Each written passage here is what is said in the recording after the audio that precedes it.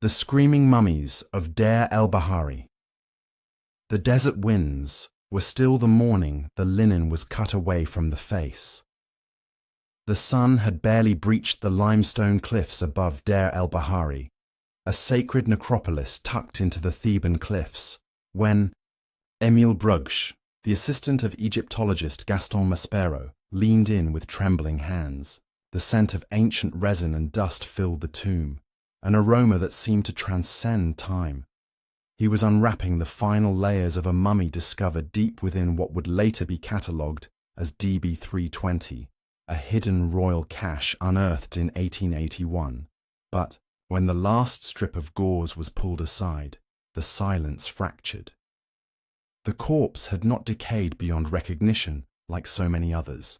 Instead, it had been preserved in a pose of unrelenting agony, its head thrown back, mouth wide open in a permanent soundless scream. Even the leathery skin around the mouth appeared strained, as if the final cry had never truly ended. The eyes, though sunken, were opened just enough to resemble frozen terror. Brugsch stepped back, dropping the gauze. Maspero said nothing. They had just unwrapped one of the most infamous and deeply disturbing mummies in all of Egyptology, the Screaming Mummy, a body that did not rest peacefully in death, but seemed to howl eternally through the sands of time. Who was this tortured soul, and why did his body resist the serenity so often found in Egypt's mummified dead? The mummy was labelled Unknown Man E, found among the remains of royal figures such as Ramses II and Seti I.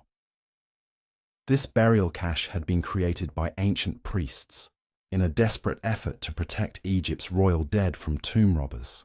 They were hurriedly moved from their grand tombs into a single hidden shaft during a time of chaos around the 21st Dynasty. Yet Man E was not wrapped with the care afforded to kings. His burial was crude. Instead of fine linens and gold amulets, he was cocooned in sheepskin, an unclean material in Egyptian ritual. His arms and legs were tightly bound with ropes, almost as if someone feared he would rise again.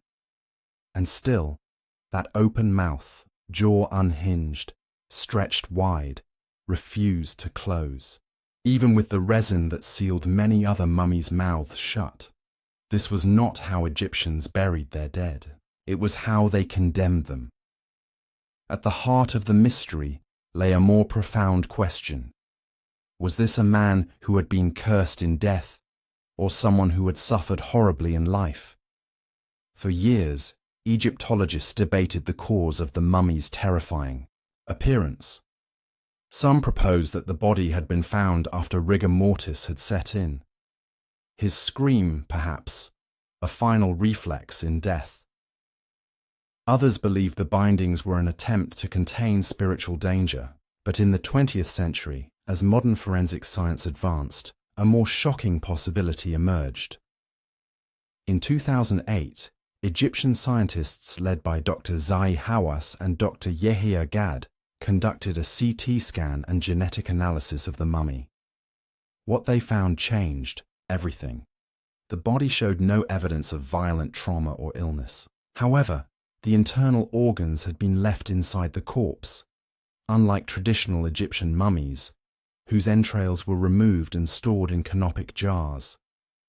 His embalming was intentionally incomplete, suggesting his preservation was never meant to be holy or eternal. There was a word for this in ancient texts: mut, damned. This was no accident. This was a ritual denial of the afterlife. But who could have warranted such punishment? And why would his remains be hidden among pharaohs? A 21st Dynasty papyrus, known as the Tale of the Harem Conspiracy, offered a clue. The text tells of a failed plot to assassinate Pharaoh Ramses III. In it, a prince named Pentawa, son of a lesser wife, is implicated. Driven by ambition and urged by his mother, he plotted to kill his father and seize the throne. But the plot was uncovered. Pentawa was tried before a court of nobles. Though his name was stricken from the official king lists, the record states he took his own life. Some historians suggest he may have been forced to commit suicide, perhaps by poison. The disgrace of his actions rendered him unworthy of a proper burial. DNA testing provided a stunning match. The Screaming Mummy was genetically linked to Ramses III, a son. In fact, the very same 2008 team that scanned the body of Man E had also examined the mummified remains of Ramses III. The pharaoh's throat had been slashed to the bone, almost decapitating him. The conspiracy was successful. Thus, a new theory solidified.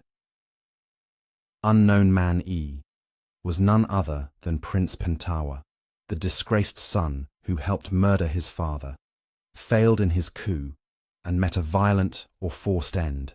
And the punishment? He was denied the sacred rites. His body was defiled with sheepskin. He was silenced in history. And yet, ironically, his howl remains, etched into the parchment of his skin. Some believe the mouth remained open not from physical decomposition, but as an ancient warning. The priests may have intentionally left it agape, a spiritual gag of shame, denying him peace, and perhaps even symbolically locking his soul out of the afterlife.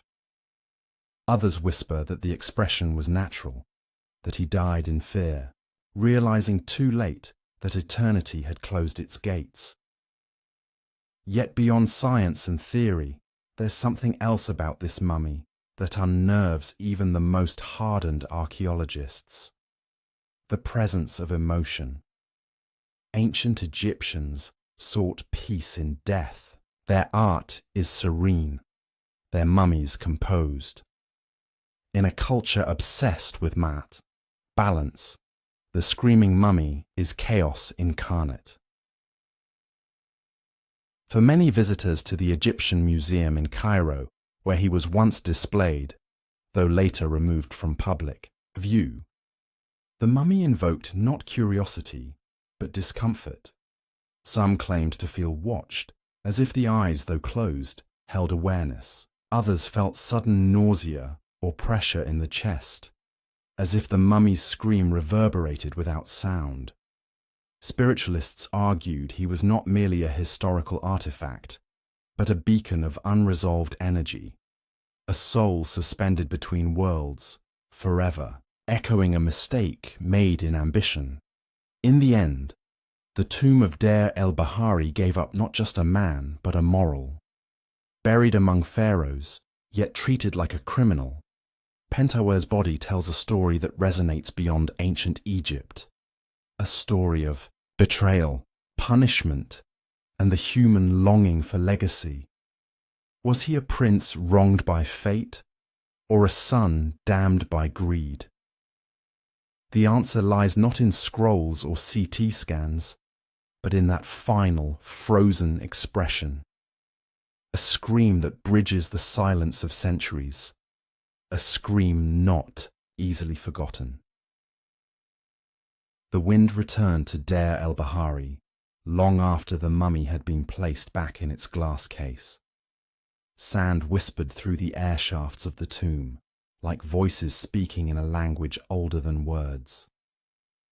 Somewhere in the limestone, stillness, it was as if something unseen, unfinished lingered, and with that, the darkness closed in, but the scream remained. The tomb of the Griffin warrior.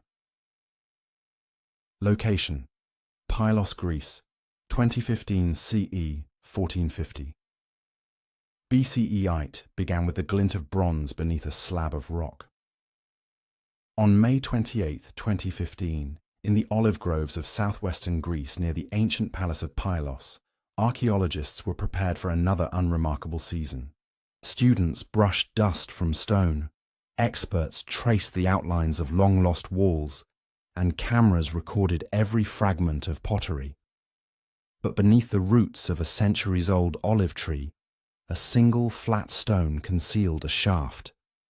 And within that shaft, Just 2 meters deep lay something the academic world had not seen in decades, an undisturbed Bronze Age tomb, untouched by looters, sealed for 3,500 years.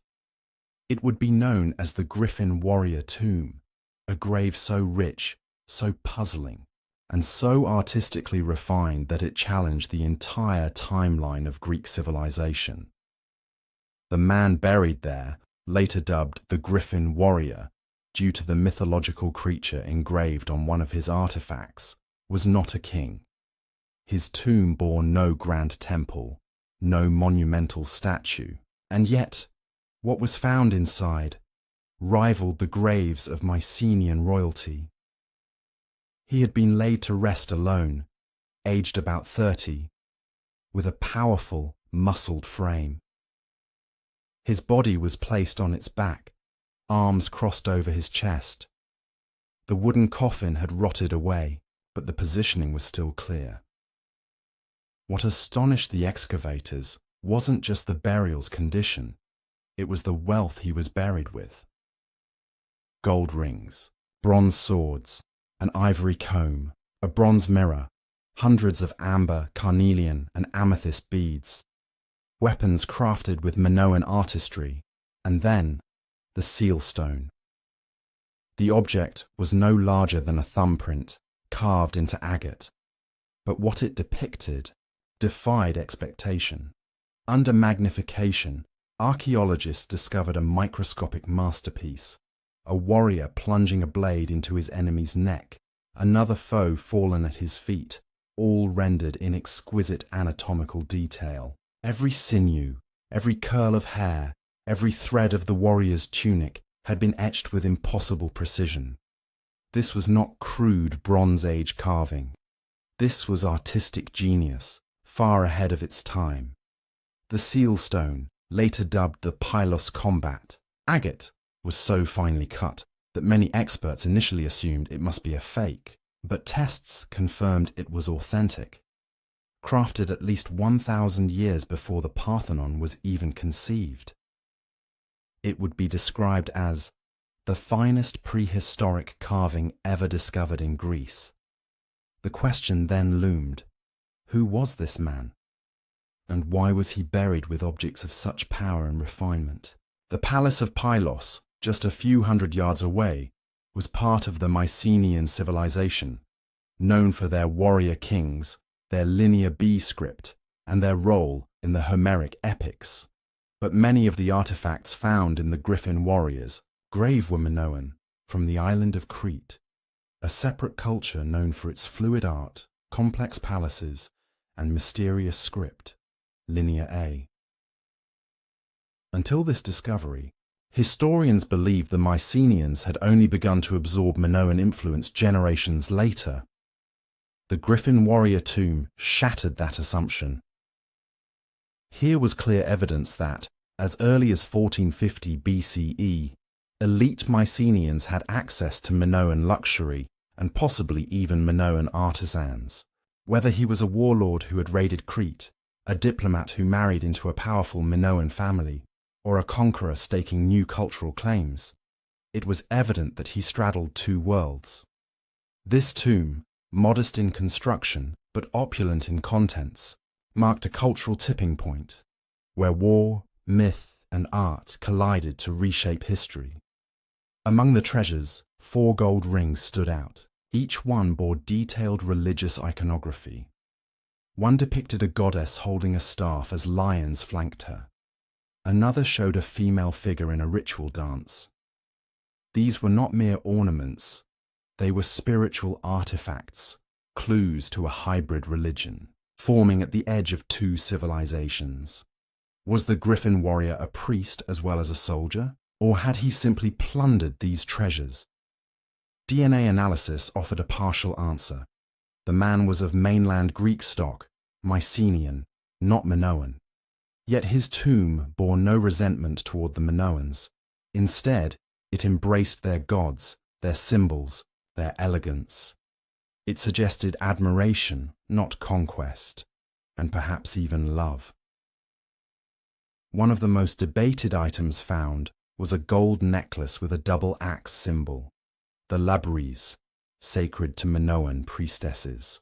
The presence of this symbol, typically associated with feminine power, led some researchers to speculate that the Griffin warrior's grave goods may have belonged to a powerful Minoan woman. Was this jewelry inherited, stolen, gifted by a wife or lover? If the warrior was a Mycenaean noble who married into Minoan nobility, this tomb might represent more than a burial. It might symbolize a merger of cultures, the quiet dawn of a new era that would birth classical Greece. In that case, this grave was not a relic, it was a beginning. Yet, despite all the treasures, perhaps the most haunting detail was the absence of a name. No inscription, no tablet, no linear B script. The tomb was eloquent in its silence. Whoever buried this man wanted him remembered for his strength, his connections, and his myth, but not for his identity. Or perhaps that was the point. He had transcended identity, becoming a bridge between civilizations, a symbol of the coming synthesis that would define Mediterranean power for centuries. The presence of griffins, creatures of Eastern origin, often associated with divine protection, suggests the man was meant to be guarded, or that he himself had served as a guardian between two worlds. Some even wondered, was he a hero of legend? Could this be the grave of an unnamed Homeric figure, lost in time but echoing through myth? After weeks of excavation, the tomb was resealed to preserve its contents, its precise location withheld from the public. But the seal stone was sent to Athens, where researchers spent months analyzing the warrior's features, muscle tone, and movement.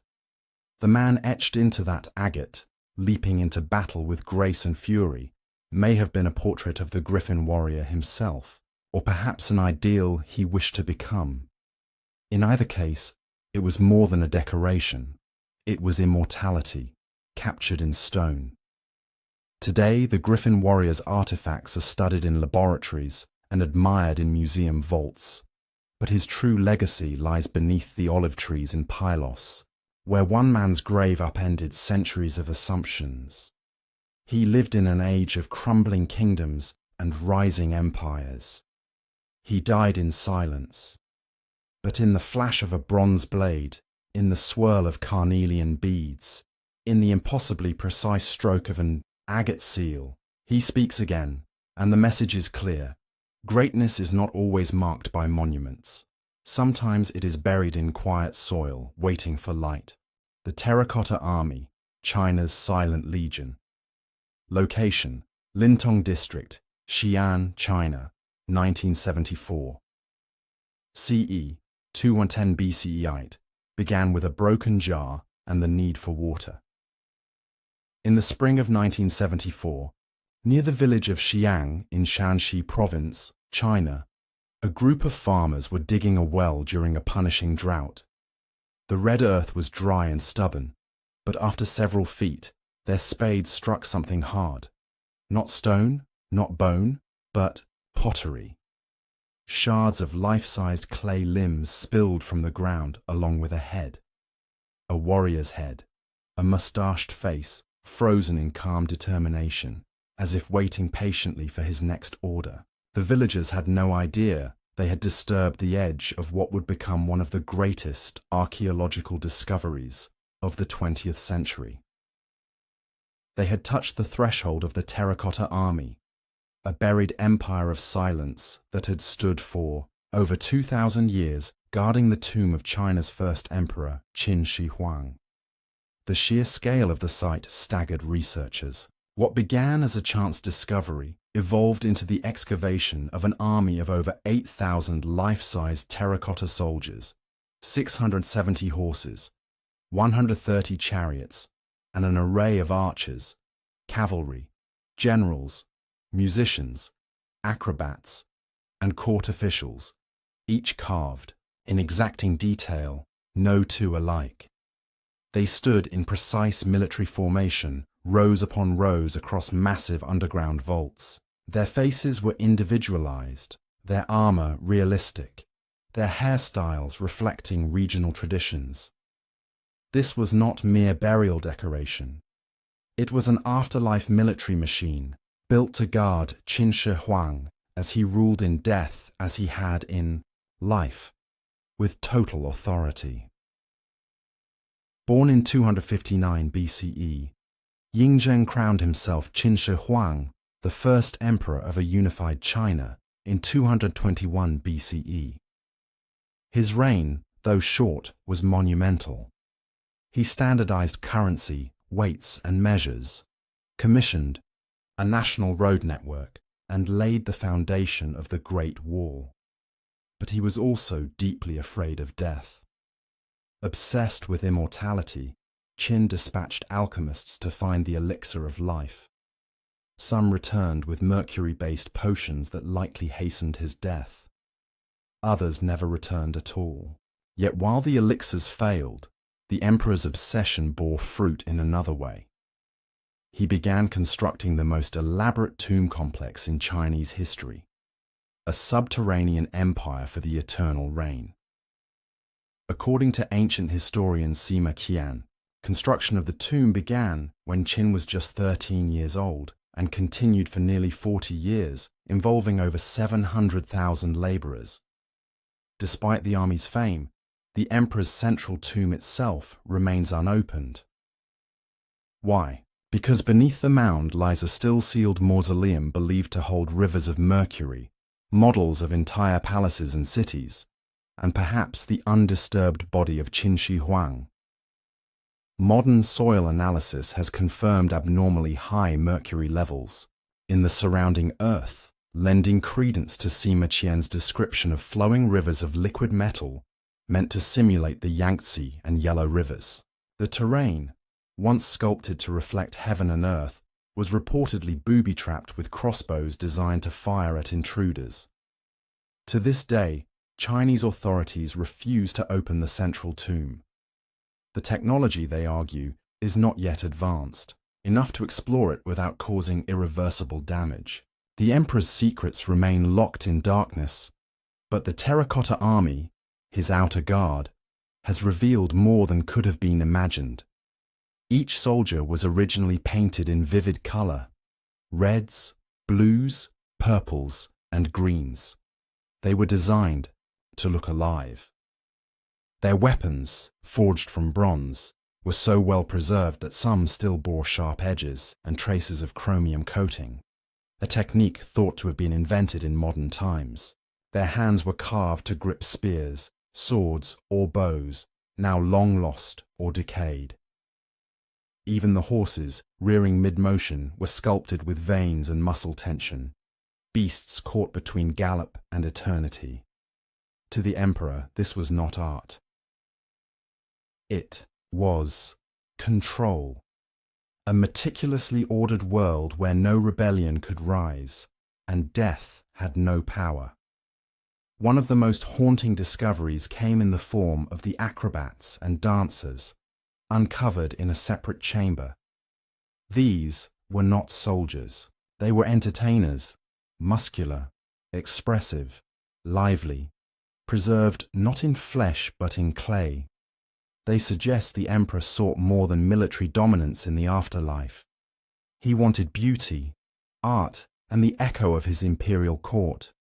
In death, he would not suffer the silence of the grave. He would host eternity itself. But behind the magnificence lay a darker truth.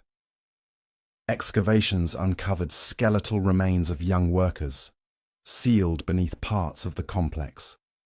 Many had been executed or buried alive to preserve secrecy. Some chambers were deliberately collapsed, perhaps during internal power struggles following the emperor's death. Others believe those who built the tomb were entombed themselves, to ensure no one could reveal its design. It was not just a burial site. It was a sacrifice. Despite the myth of the unified emperor, Qin Shi Huang's dynasty collapsed just 4 years after his death. Rebellion spread, his empire fractured, his successors destroyed or abandoned his legacy, yet the tomb remained untouched, swallowed by soil and time. The emperor's desire to rule forever had failed in the world of the living, but in death he succeeded. Visitors to the site in Xiang today are struck by the quiet, not the silence of ruin, but a cultivated stillness. The soldiers do not speak. Their eyes, carved with deliberate intensity, seem to gaze both forward and inward. A general kneels. A horse lowers its head. A swordsman stands ready, though the sword is long gone. It is not a battlefield. It is a frozen campaign, waiting for orders that will never come. Some local legends whisper that the emperor's soul still wanders the mausoleum, unsatisfied, trapped by the mercury rivers and stone guardians he once believed would protect him. Others say he succeeded. He lives on not as a man, but as a memory too immense to fade. He rewrote the map of China, etched a military into the soil, and buried his ego in stone. In this army of clay, there are no cries, no swords clashing, no dust rising, only the echo of ambition, only the weight of a man who could not accept the silence of death. From the mouth of a well came a soldier, from a soldier, an empire, and from the empire, a message. Power once seized will always seek to endure, even beneath the ground. The tomb beneath the supermarket, Richard III. Location, Leicester, England, 2012 CE 1485. CE. For centuries, he was a ghost in the margins of history, a twisted villain in a Shakespearean tragedy, a king said to have murdered children and seized the crown through blood. Richard III, the last Plantagenet, monarch, died in battle and vanished from the annals of English memory, or so it seemed. Then, one rainy afternoon in 2012, beneath a tangle of asphalt and yellow-painted parking lines behind a Leicester supermarket, history shifted, and bones began to speak. The story begins with a woman named Philippa Langley, an amateur historian and screenwriter with an obsession.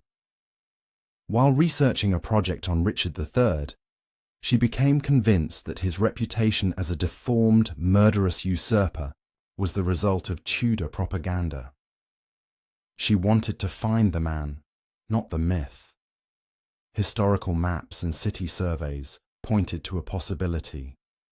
The former site of Greyfriars Church, a medieval Franciscan friary believed to be the last resting place of Richard III, had once stood near the centre of Leicester. Over the centuries, the friary was destroyed, paved over, and forgotten. In modern times, the location had become a nondescript car park. No plaque, no monument, just a place to leave your vehicle while shopping. But Philippa Langley walked across the lot and stopped. She felt it. Intuition, perhaps madness. She placed an R in chalk on the ground. Weeks later, digging began. Just a few feet below, the archaeological team from the University of Leicester struck a leg bone, then a skull, then a full skeleton. It lay twisted, the spine curved with pronounced scoliosis, bending in a distinctive S shape. The head bore signs of trauma, slashes, punctures, a cleaved section of skull. The feet were missing. The hands may have been bound.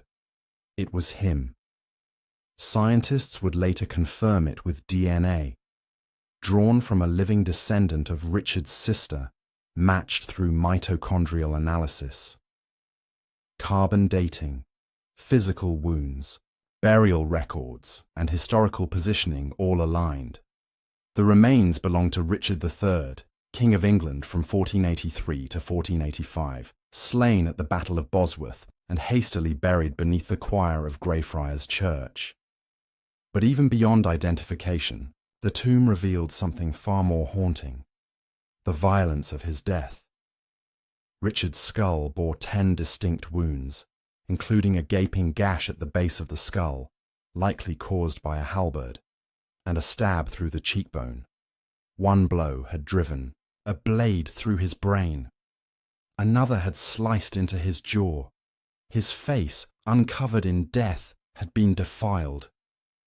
He had died in chaos, unhorsed, fighting alone against encircling enemies. He was the last English king to die in battle, his body dragged across the field, thrown over a horse, and paraded naked through Leicester. Even in burial, he was treated with indifference. His tomb had no markings, no coffin, no monument, only dirt, stone, and time. And yet, Richard's death would become one of the most manipulated narratives in royal history. William Shakespeare, writing over a century later, depicted him as a hunchbacked tyrant who murdered his nephews in the Tower, seduced a widow at her husband's funeral, and cackled his way through betrayal. A horse, a horse, my kingdom, for a horse, he cried, moments before death. But the real Richard was more complex. Documents show he implemented legal reforms, protected the rights of defendants, and reduced corruption. Far from universally hated, he had supporters among the northern nobles and commoners alike. His disfigurement, once painted as grotesque, was revealed to be scoliosis, not a withered limb or monstrous hump. His skeleton showed signs of strong physical health and battle readiness. He was not deformed, he was not monstrous, he was a warrior. And his nephews, the so-called princes in the Tower, remain an unsolved mystery, with no definitive proof that Richard ordered their deaths. Yet even in death, politics ruled his bones. After the discovery, a fierce debate erupted over where Richard should be reburied. York, the region he loved and ruled, demanded his remains. But Leicester, where he had lain for over 500 years, argued historical precedent. In 2015, after much controversy, Richard III was finally reinterred in Leicester Cathedral, just yards from the car park where he was found. The ceremony was solemn, dignified. Thousands lined the streets. A royal hearse carried his remains past crowds, roses, and tears. Choirs sang, prayers were read. Soil from the field of Bosworth was placed in his coffin. It was, finally, a king's burial. But still, questions linger. Why was Greyfriars destroyed so thoroughly? Why was his grave left unmarked for centuries? Did the Tudors wish to erase him entirely? And more strangely, how did his remains survive untouched beneath a busy city centre, shielded from construction, preserved against the odds? Perhaps, as some believe, fate demanded his rediscovery. That truth, long buried by propaganda and politics, would find a way to rise. And when it did, it emerged not in a grand cathedral, but beneath painted yellow lines and dripping rain, as ordinary as the man himself may have once felt. To stand at the site today is disorienting. One can park a car over the exact spot where a monarch lay buried, unmarked, for 5 centuries. A thin piece of glass and a modest plaque now guard the space. No fanfare, no guards, only history whispering beneath your feet.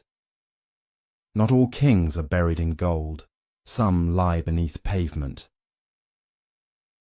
Richard III's story is no longer just that of a king who lost a crown.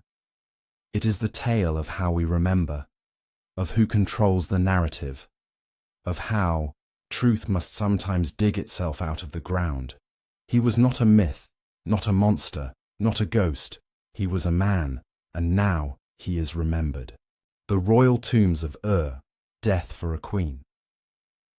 Location: southern Iraq, 1927 CE, 2600 BCE.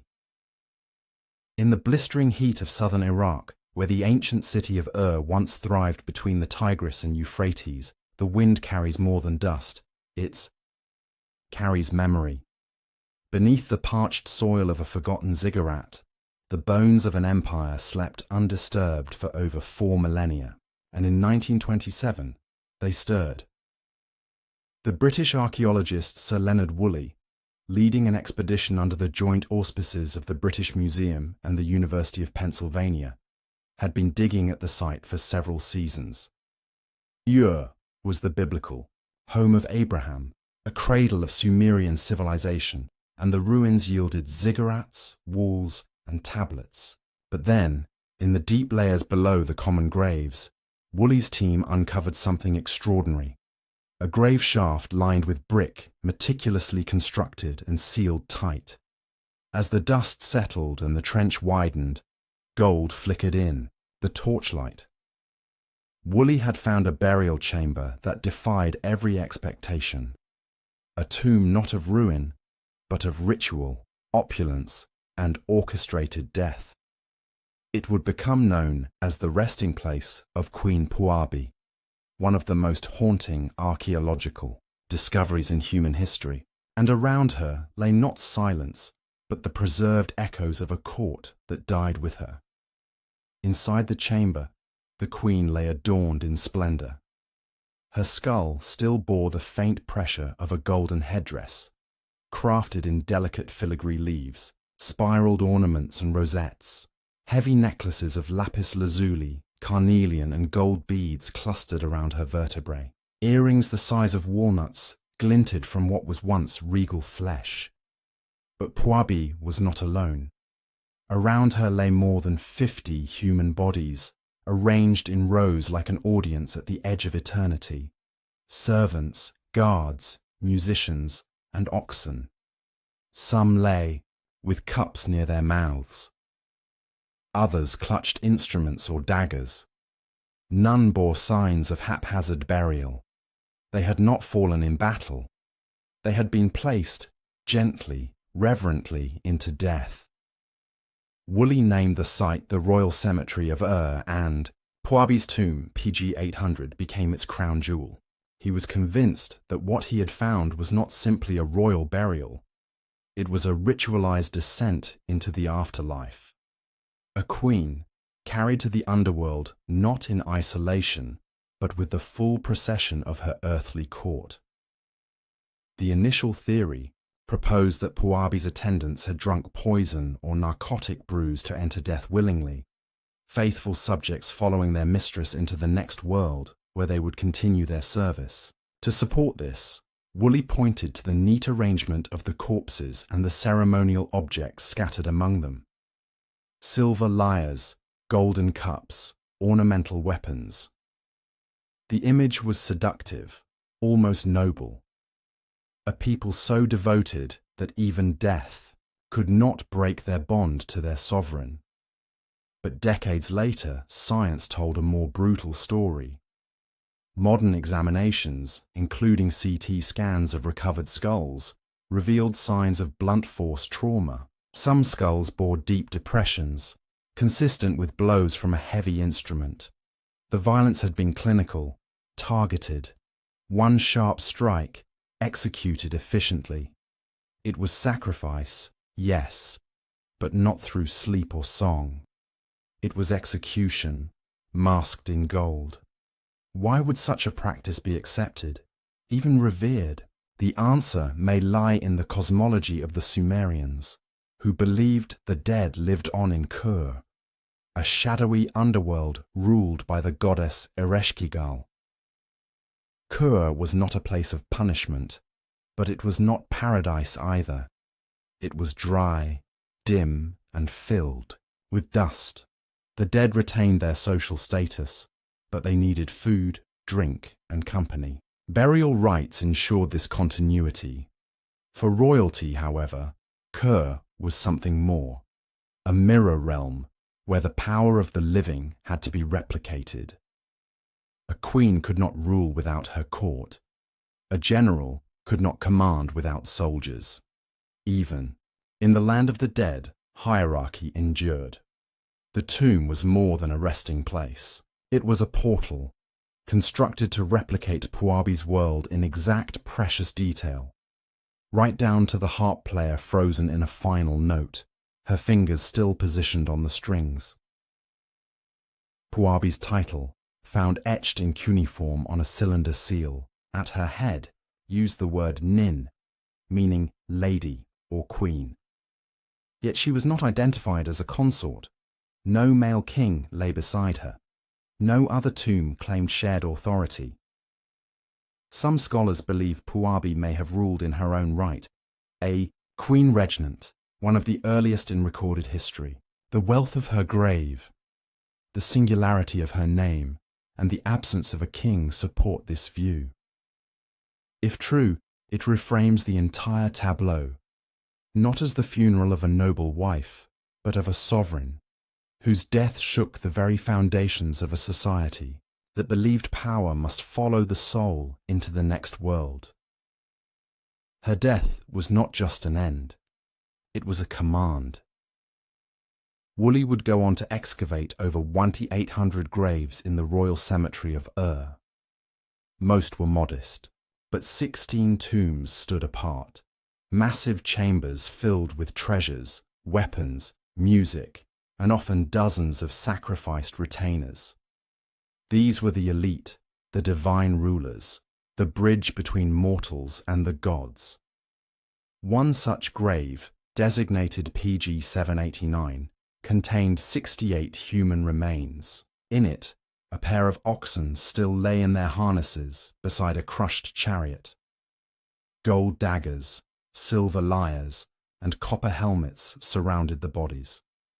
A particularly haunting scene involved two women laid side by side. One held a silver drinking cup. The other wore a golden diadem similar to Puabi's.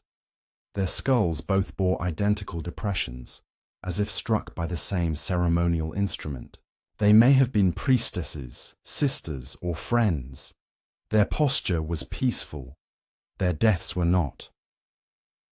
Among the artifacts recovered from Puabi's tomb, the most striking include the ram in the thicket, a sculpture of two horned animals standing upright, made from gold, lapis lazuli, and shell. Though small, its elegance evokes a cosmology where animals, gods, and rulers move together through myth. Another was the bull-headed lyre of Ur, its golden face staring outward, framed by a beard of lapis, its soundbox once filled with sacred songs. Music, like life, had followed Puabi into death. Even the animal remains were arranged as part of the ritual. Donkeys and oxen, their skeletal forms still in situ, served as beasts of burden for an afterlife caravan, transporting a queen whose journey was just beginning. Today, many of Puabi's treasures reside in the Penn Museum in Philadelphia, the British Museum in London, and the National Museum of Iraq in Baghdad. Her headdress, painstakingly reconstructed, crowns a faceless mannequin. The original skull rests in a sterile crate, labelled and scanned, its rich history reduced to a series of catalogue entries. Yet when visitors approach the case, there's an undeniable stillness, an invisible presence, not fear exactly, but awe, because to see Puabi is to confront a world that saw death as continuity, not rupture. That believed loyalty extended beyond breath. That could sacrifice dozens, even hundreds, for the idea of eternal order. In that echoing silence, the instruments are still. The daggers lie unused. The voices have vanished. but the power remains. Woolley described the moment he first peered into Puabi's tomb with poetic clarity. A blaze of gold, red carnelian and white shell, fragments of a royal life shattered but preserved. Yet, even he could not fully grasp the magnitude. He had opened a door into a civilization whose heartbeat still thrummed in gold veins and bone fragments. A world where queens wore the stars, and their servants followed them into darkness willingly, or not. In the centuries that followed her death, Puabi's name was forgotten. Sumer fell to Akkad, then Babylon. Temples collapsed, tablets crumbled. The ziggurat of faded into sand, but her tomb endured, until one man's spade struck earth and a queen breathed again, through silence, splendor, and the stillness of her court. The sun sets differently over its ruins rise in tears, casting long shadows across the desert floor. Where canals once shimmered, the land is dry. But listen closely, and you may hear it, the soft echo of a lyre, the whisper of silk, the murmur of priestesses preparing for ceremony. Because beneath the sand, somewhere still untouched, more royal, tombs await. More pages of a history written in dust and blood, and in those shadows lies the truth. In ancient death was not surrender, it was sovereignty. The Hypogeum of Ħal-Saflieni, Malta's subterranean enigma. Location: Paola, Malta, 1902. CE 4000–2500 BCE. The discovery was an accident, yet it revealed a world not meant to be seen. In 1902, while workers were digging foundations for a new housing project in the Maltese town of Paola, one of them broke through what he thought was solid limestone. The hole opened into blackness, cool, silent, ancient. Fearing work delays and possible fines, the foreman ordered the breach quickly filled with rubble, but it was too late. The earth had spoken. A few weeks later, archaeologists were brought in. What they uncovered was not a cave, nor a tomb in the traditional sense, but a labyrinth, cut by hand, carved with bone and stone tools, layer upon layer spiraling downward into the rock. This was the Ħal-Saflieni. Hypogeum, and it remains the oldest known underground temple complex in the world. Dating back as far as 4000 BCE, it predates Stonehenge and the Great Pyramids. It is a subterranean necropolis built not only to contain the dead, but to echo their presence. What they found inside changed the way we understand death, and left behind questions no one has yet answered. From above, the site is unassuming, tucked into a modern street in a densely built town. But beneath that ordinary surface lies 3 levels of carved chambers, passageways and altars, extending over 30 feet below the surface. The entire structure was hollowed out of solid limestone using only flint and antler tools. It may have taken centuries to complete. The upper level holds narrow corridors and simple burial chambers, perhaps for early interments. But the middle level is where the artistry and mystery begins. Here lies the oracle room, with its softly rounded walls, carved niches, and crimson ochre. Spirals painted over 5,000 years ago. The ceiling curves like a womb.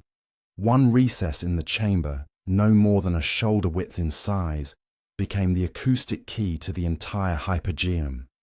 A human voice, especially a deep male tone, when spoken or chanted into the recess, echoes at exact resonant frequencies, between 110 Hz and 120 Hz, throughout the entire structure.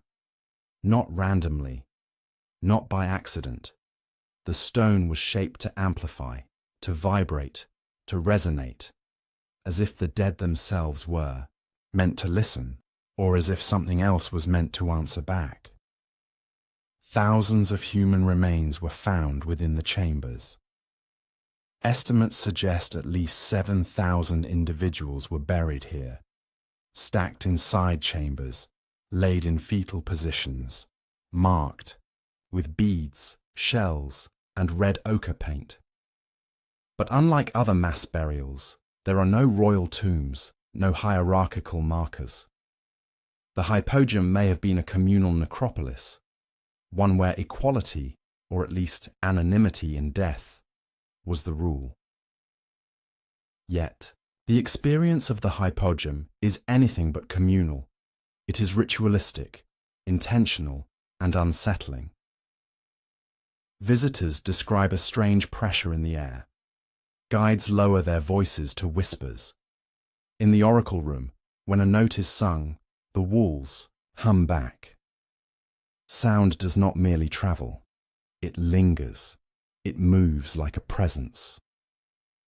Modern acoustical engineers tested the phenomenon. They found that specific frequencies produced in the oracle room induce a psychological and physiological effect. Heightened emotional response, altered perception of time, and feelings of disorientation or trance. In short, the builders of the Hypogeum may have engineered a sound-based spiritual technology thousands of years before writing. And then there are the remains of the sleeping lady, carved from red ochre stone. The famous statuette was found in the depths of the Hypogeum. She lies curled on her side atop a reed mat, her ample form depicted with precision and reverence. Her face is serene. Her eyes are closed. She is not dead, but resting, perhaps dreaming, perhaps listening. Some interpret her as a goddess. Others see her as a priestess or symbol of rebirth. What's undeniable is the deliberate feminine energy she exudes, soothing, fertile, enduring. She was not buried with grandeur. She was placed, and around her the chambers breathe. The Hypogeum's chambers curve and coil in unnatural patterns. There are no sharp corners, no straight lines. Everything bends, like water around, stone, like breath through bone. It evokes the sensation of being inside something alive, and yet the lower level presents a final twist in the design. The lowest chamber, accessible only through narrow crawl spaces, appears unfinished, or purposefully left incomplete. It is flooded for much of the year, likely due to the rising water table, and no bodies were found there. Some theorize it served a ritual purpose, perhaps a symbolic womb, perhaps a place of cleansing or contact with the underworld. Others speculate it was a gateway, the deepest part of the earth meant to serve as the veil between life and death, or even between death and something else entirely.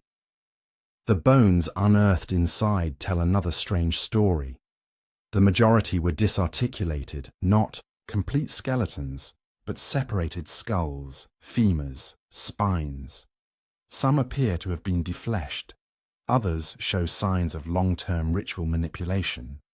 Why? Were they cleaned for burial, rearranged as part of a rite? Or did the living return to this place repeatedly, to touch, to move, to remember? The answers remain speculative, but the intentionality is undeniable. These were not discarded dead. They were maintained. And then there is the most controversial mystery of all, the elongated skulls. Among the thousands of human remains recovered from the Hypogeum, several skulls stood out. They were significantly elongated, but not in the same manner as cultural cranial binding or deformation seen in other ancient societies. Instead, the Maltese skulls appeared to have naturally elongated craniums with less pronounced cranial sutures.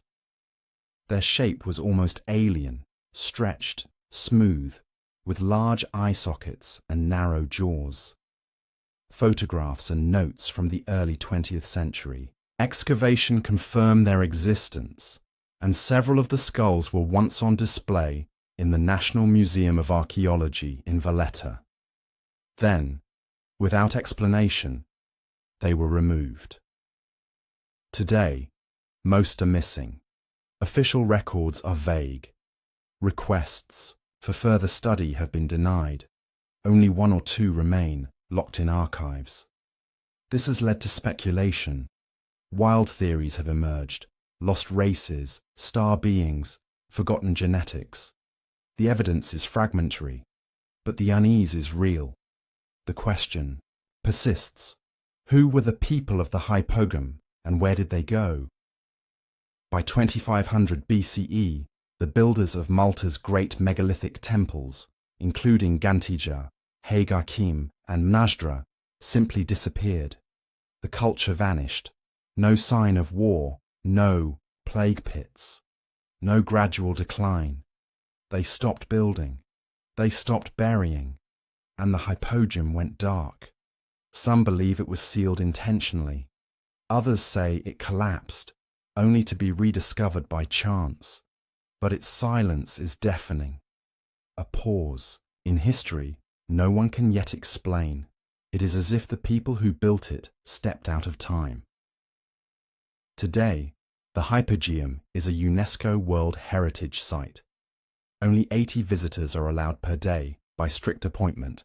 No cameras, no flashlights, only soft, monitored paths and hushed reverence.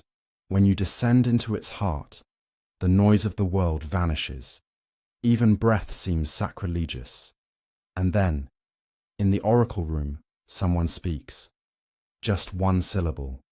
Soft, deliberate, and the stone answers, not loudly, but deeply, from all sides, from the floor, from within your chest. It is not echo, it is resonance. Some believe the Hypogeum was more than a tomb. They call it a frequency chamber, a soul amplifier, a womb of the earth designed to elevate the mind, alter the senses, and dissolve the barrier between the living and the dead. Others insist it was simply a burial complex, ingenious, yes, but explainable through ritual and community practice. But no one, even after 120 years of study, can fully explain how it was built with primitive tools, or why it was tuned with such acoustic precision. The mystery, as always, lies in the silence. In the end, the Hypogeum of Ħal-Saflieni remains an enigma carved in stone, a place where death was not just observed, but channeled, through sound, through form, through collective will. And whether it served the dead or was meant to awaken something else entirely, it continues to whisper across time. We simply haven't learned how to listen yet. The tomb of the Moche lords, Peru's blood rulers. Location: Sipan and Huaca Rajada, northern Peru, 1987 CE, 100 from 800 CE. The bones glistened in the flashlight beam, not with moisture, but with metal. Gold, coiled and beaten, set with turquoise, pressed into the sockets of a long-dead man whose teeth still clenched with pride. In 1987, near the village of Sipan on Peru's northern coast, a local tomb robber cracked open the edge of a low adobe pyramid, a huaca. He found what he'd hoped for: treasure. But before he could fully plunder the site, he was caught. The police intervened, and in doing so, they handed one of the richest archaeological sites in the Western Hemisphere back to history. What lay buried under the Huaca Rajada pyramid was not simply wealth. It was a blood-soaked throne, a royal tomb preserved against time, and looters, guarded by ritual and built by a society whose power pulsed through violence, spectacle, and sacred death. It was the resting place of the lords of Sipan, the god-kings of the ancient Moche civilization. The Moche, or Mochica, were a pre-Incan culture that thrived along Peru's arid northern coast from around 100 to 800 CE. They built no grand cities, left no written records, and yet their artistry and ceremonial complexity rival the Aztecs or Egyptians.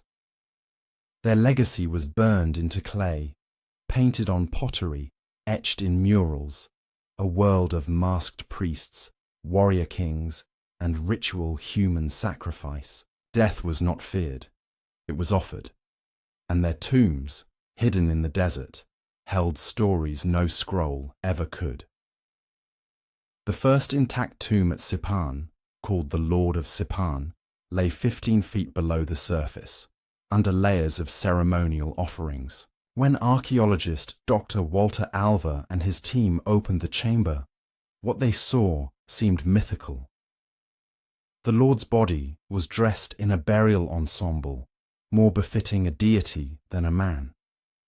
He wore a massive gold back flap, a crescent-shaped plate that had once shimmered on his lower back during ceremonies, gold and silver ear spools as wide as a fist, necklaces made of seashell beads and feline claws, a face mask of hammered metal, shields of copper covering his feet. Beside him, in symmetrical arrangement, lay 8 other bodies. A warrior with amputated feet, likely buried alive to protect the tomb. 3 young women, possibly wives or concubines, a boy, a dog, and 2 guards. The message was clear. This man did not die alone. He ruled in life and would rule in death. And yet, what truly astonished scholars was not the wealth, but its consistency with Moche art. For decades, archaeologists had puzzled over Moche ceramic vessels, which depicted a recurring ceremonial scene.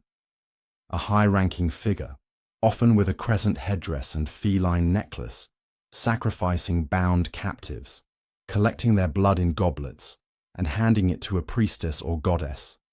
The Lord of Sipan was buried in the exact regalia worn by the figure in the ceramics. This was not mythology. The Moche had documented their rituals in art, and now a high priest or warrior king had been unearthed in full costume, as if stepping out of a painted vessel. He was the man behind the mask. Over the following months, more tombs were uncovered at the site. One held the remains of the so-called Old Lord of Sipan, possibly a predecessor or revered ancestor. Another contained the priest of Sipan, whose body was accompanied by ceremonial cups, knives, and a golden headdress shaped like rays of the sun. Each tomb followed a sacred geometry. Walls were built, filled in, reopened and sealed again over generations. Offerings included feathers, spondylus shells imported from Ecuador, jaguar claws, human bones, and even remains of ancient peanuts, symbols of the cycle of life and the earth's fertility. And all around them, in the stratified earth, were signs of ritual sacrifice.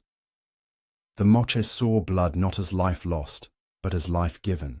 In times of drought, disease, or celestial unrest, they offered it to the gods. Victims, often captured warriors, were stripped, bound, and paraded. High priests, wearing masks with animal features, would slit their throats with obsidian blades. Their blood, collected in ornate goblets, was consumed as divine communion. And then the priests would return to their temples. The captives, or what remained of them, would vanish into ritual pits, or tombs like Sipan. This was not senseless violence, it was statecraft, a controlled spectacle of dominance and cosmic balance.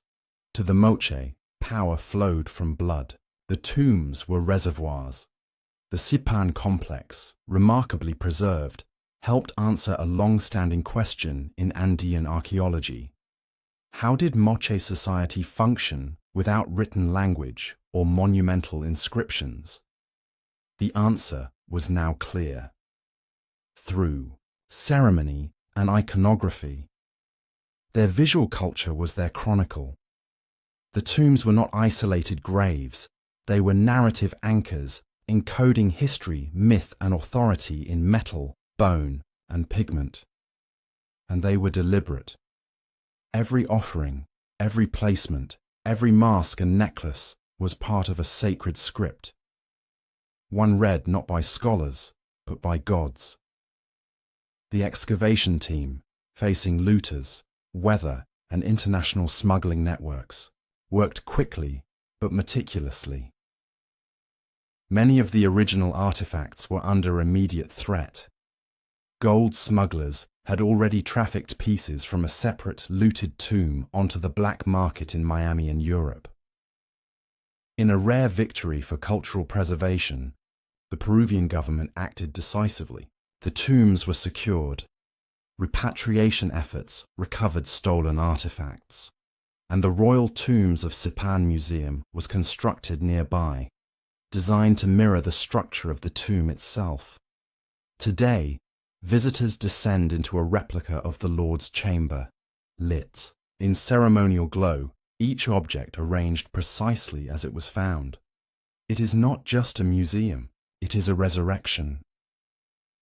Yet the mysteries endure. Were the lords of Sipan hereditary rulers, priests, embodiments of gods? No definitive text remains. No carving tells their names. What we know comes from the language of materials: gold for the sun, silver for the moon, copper for blood, turquoise for the ocean. These lords were symbols made flesh. Their silence is unnerving, but their message is clear.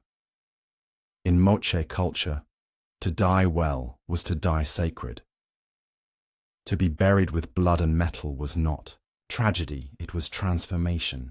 The desert wind still moves across the Huaca Rajada. Dust clings to broken adobe walls. The scent of salt drifts from the nearby sea. But beneath the pyramid, in the cooled vaults where once the blood of prisoners dripped into ceremonial goblets, the lords of Sipan sleep undisturbed. Their bones are gilded. Their secrets buried not in ignorance, but in design. And perhaps that's the final revelation. Some rulers do not build pyramids to glorify their life. They build tombs to control what comes after it. The Indus Valley brick burials, tombs in perfect silence. Location: Harappa and Mohenjo-Daro, Pakistan and India, 1920s to present, 2600, 1900 BCE. They built cities without kings. They engineered sewers before the wheel reached Europe. They left behind no monuments to conquest, no grand temples to gods, no libraries of praise. And yet they built in stone. They aligned to the stars. And when their people died, they were buried in silence, with a precision so refined it bordered on abstraction. This is the paradox of the Indus Valley civilization, also called Harappan culture, and the tombs it left behind. They are not royal mausoleums. They are not festooned with gold or conquest.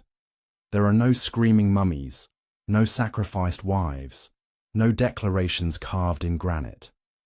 Instead, the graves of the Indus speak a quiet language, one of equality, of intention, of restraint, and in that restraint they speak volumes.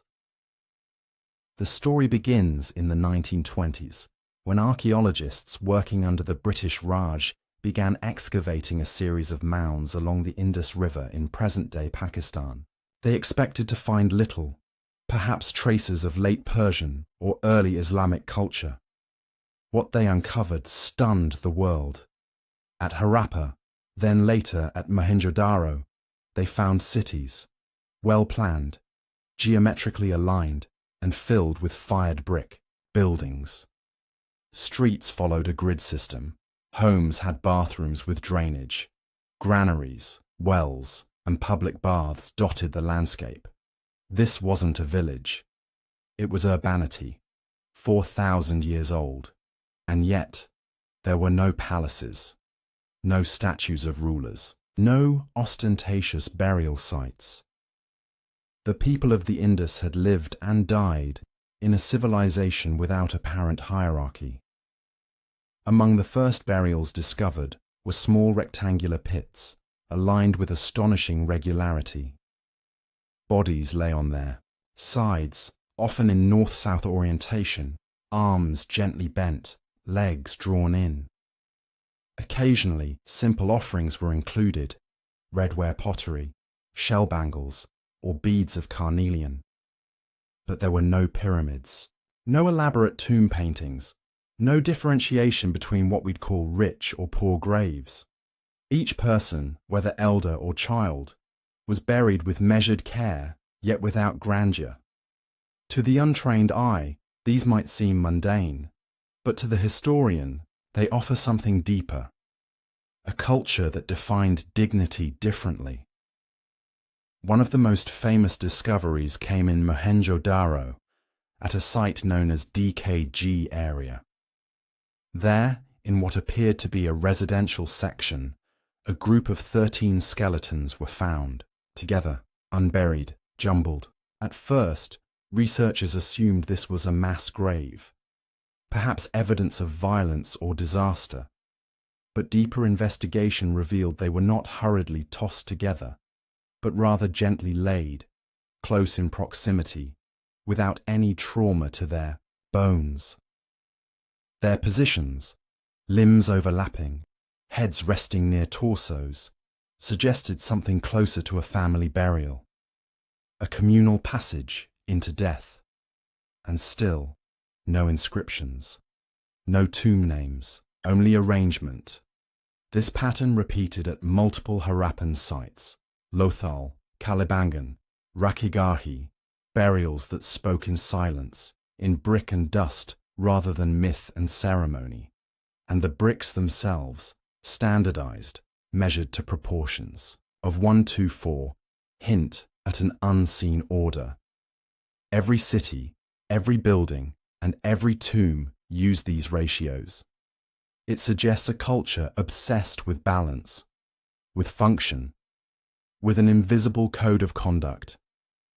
Even in death, there were rules.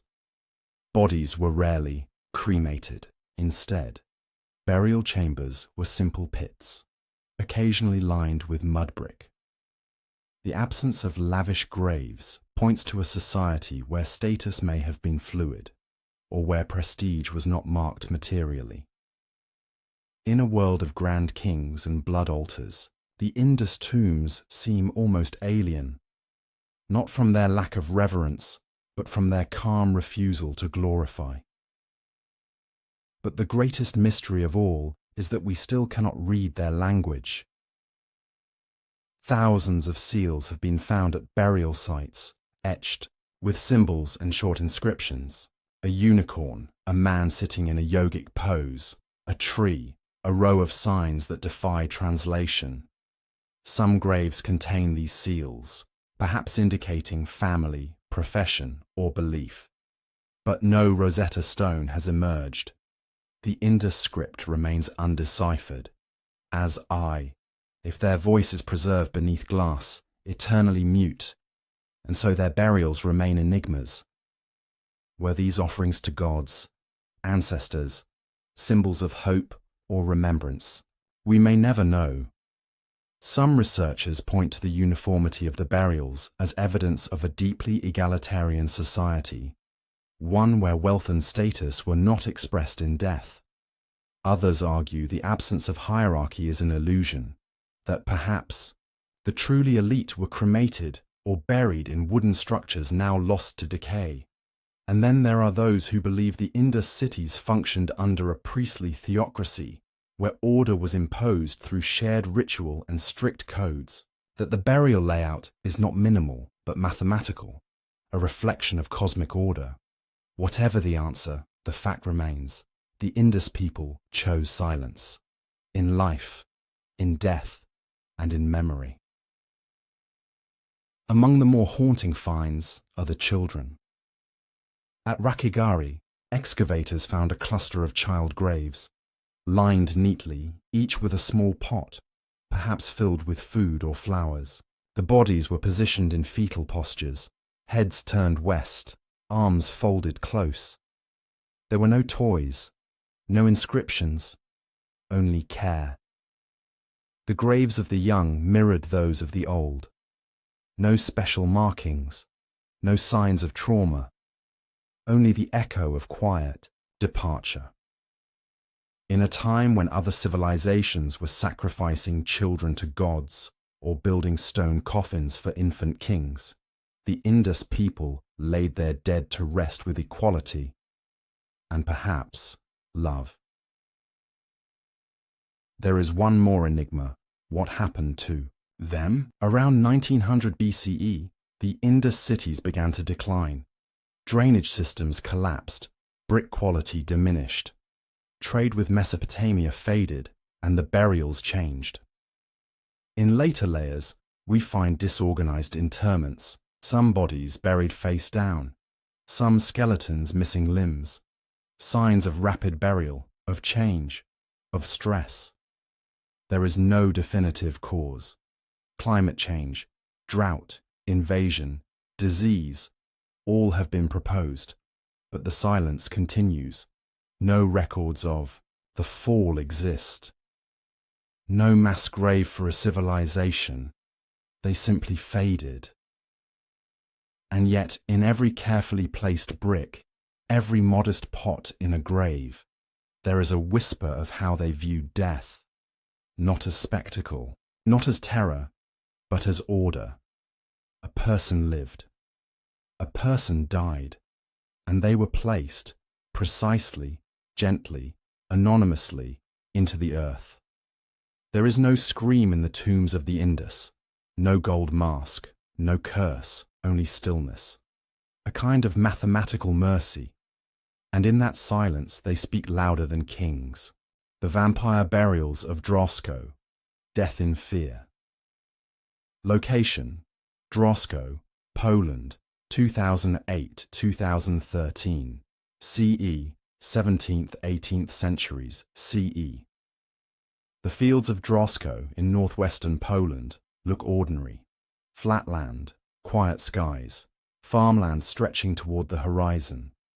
But just beneath the roots of grass and wheat lies a history carved by fear, where the dead did not rest peacefully and the living refused to trust their silence. Between 2008 and 2013, a team of archaeologists led by Dr. Marek Polson excavated a series of burial sites dating to the 17th and 18th centuries, a time of plague, war, and upheaval in Eastern Europe. What they uncovered sent a chill through the bones of history.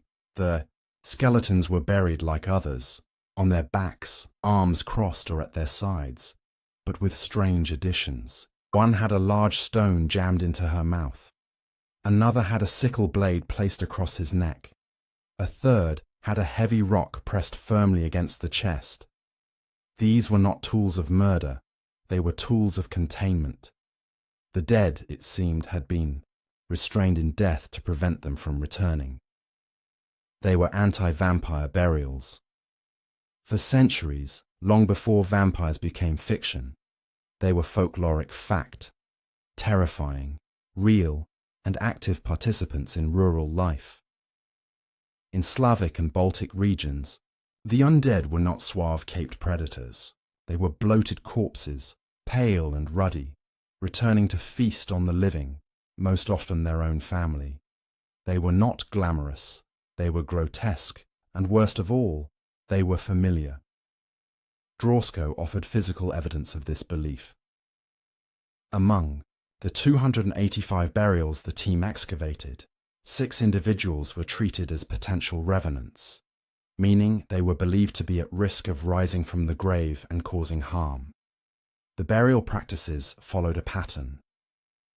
Stones in the mouth to block chewing, often associated with the undead feeding on grave linens, or worse, sickles across the throat or abdomen to decapitate or disembowel the corpse should it attempt to rise, stones or bricks on the chest or limbs to pin the body in place, adding weight to its rest.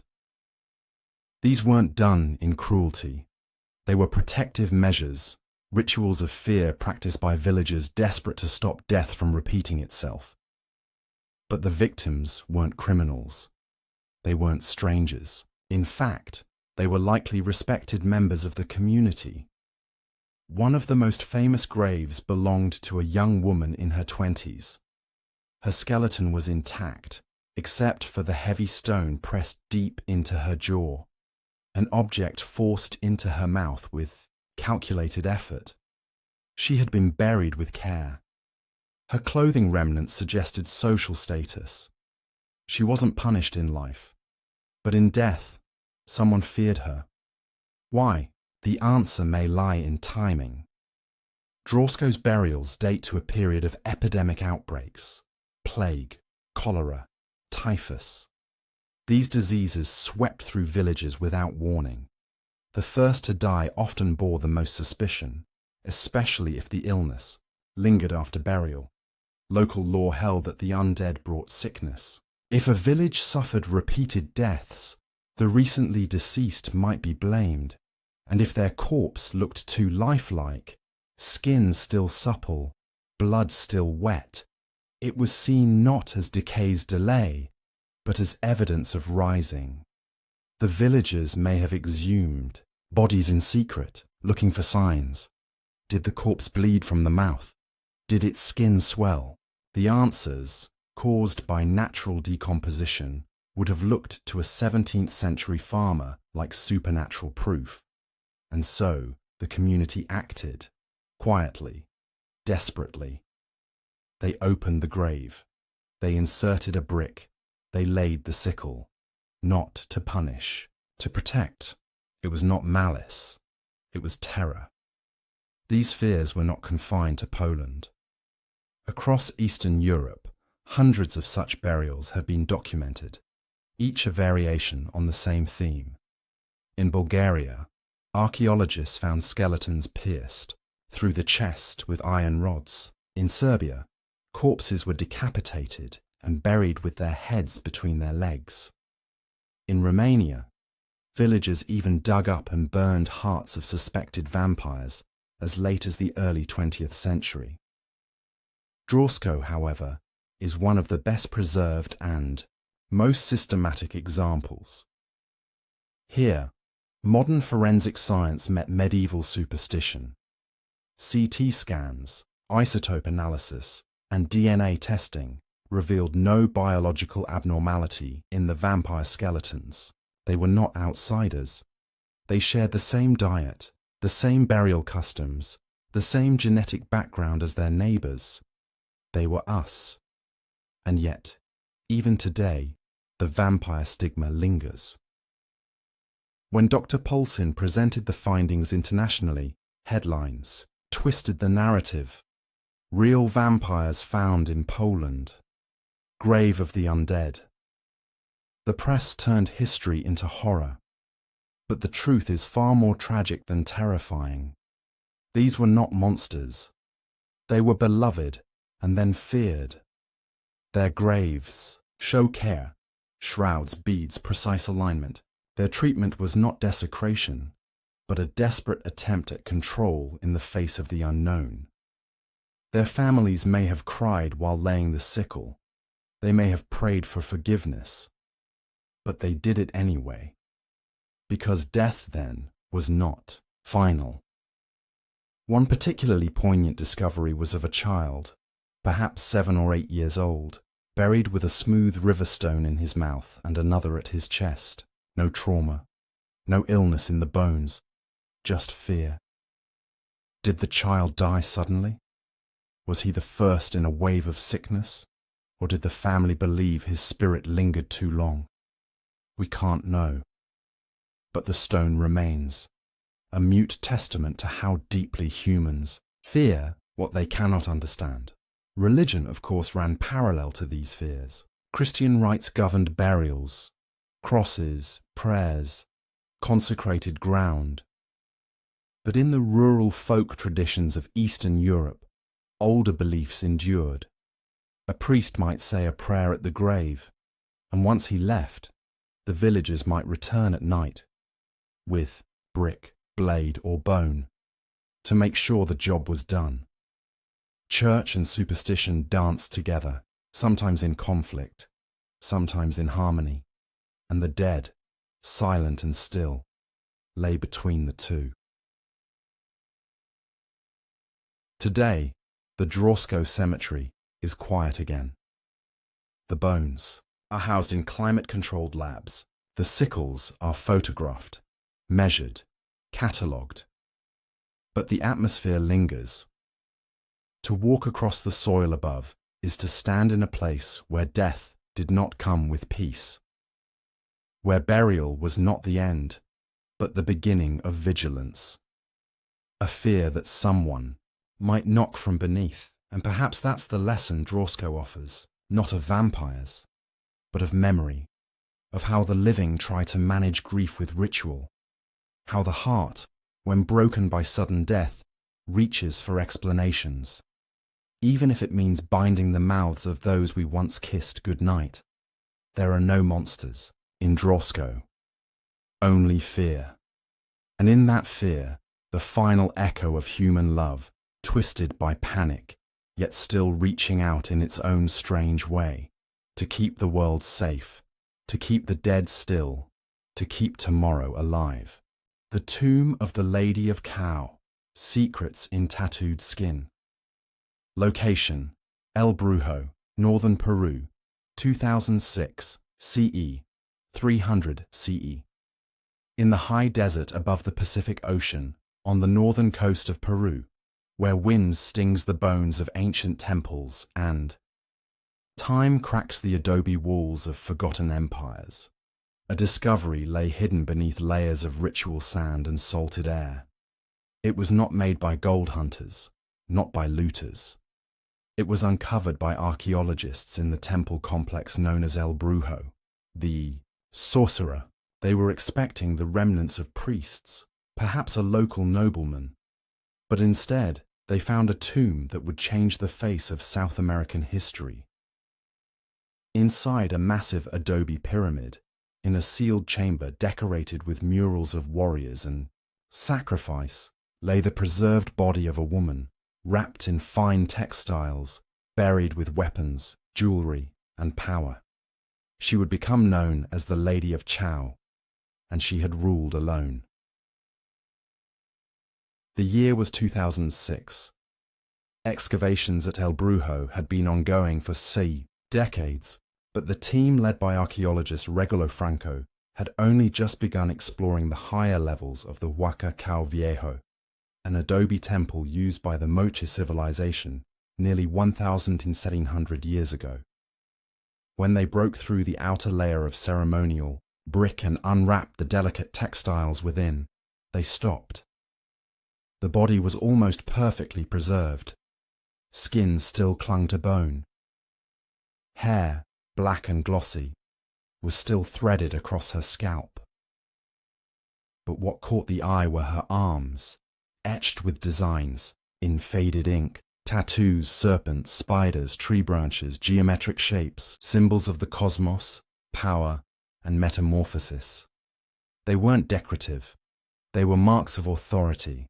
The Moche were a civilization obsessed with power, sacrifice, and symbolism. They ruled Peru's north coast from 100 to 800 CE, long before the rise of the Incas. Their temples were covered in murals depicting war, decapitation, and blood offerings. Their ceramics told stories, rituals of sacrifice, animal deities, warriors, and their rulers. Until 2006, every known Moche leader was assumed to be male. The Lady of Chow shattered that myth.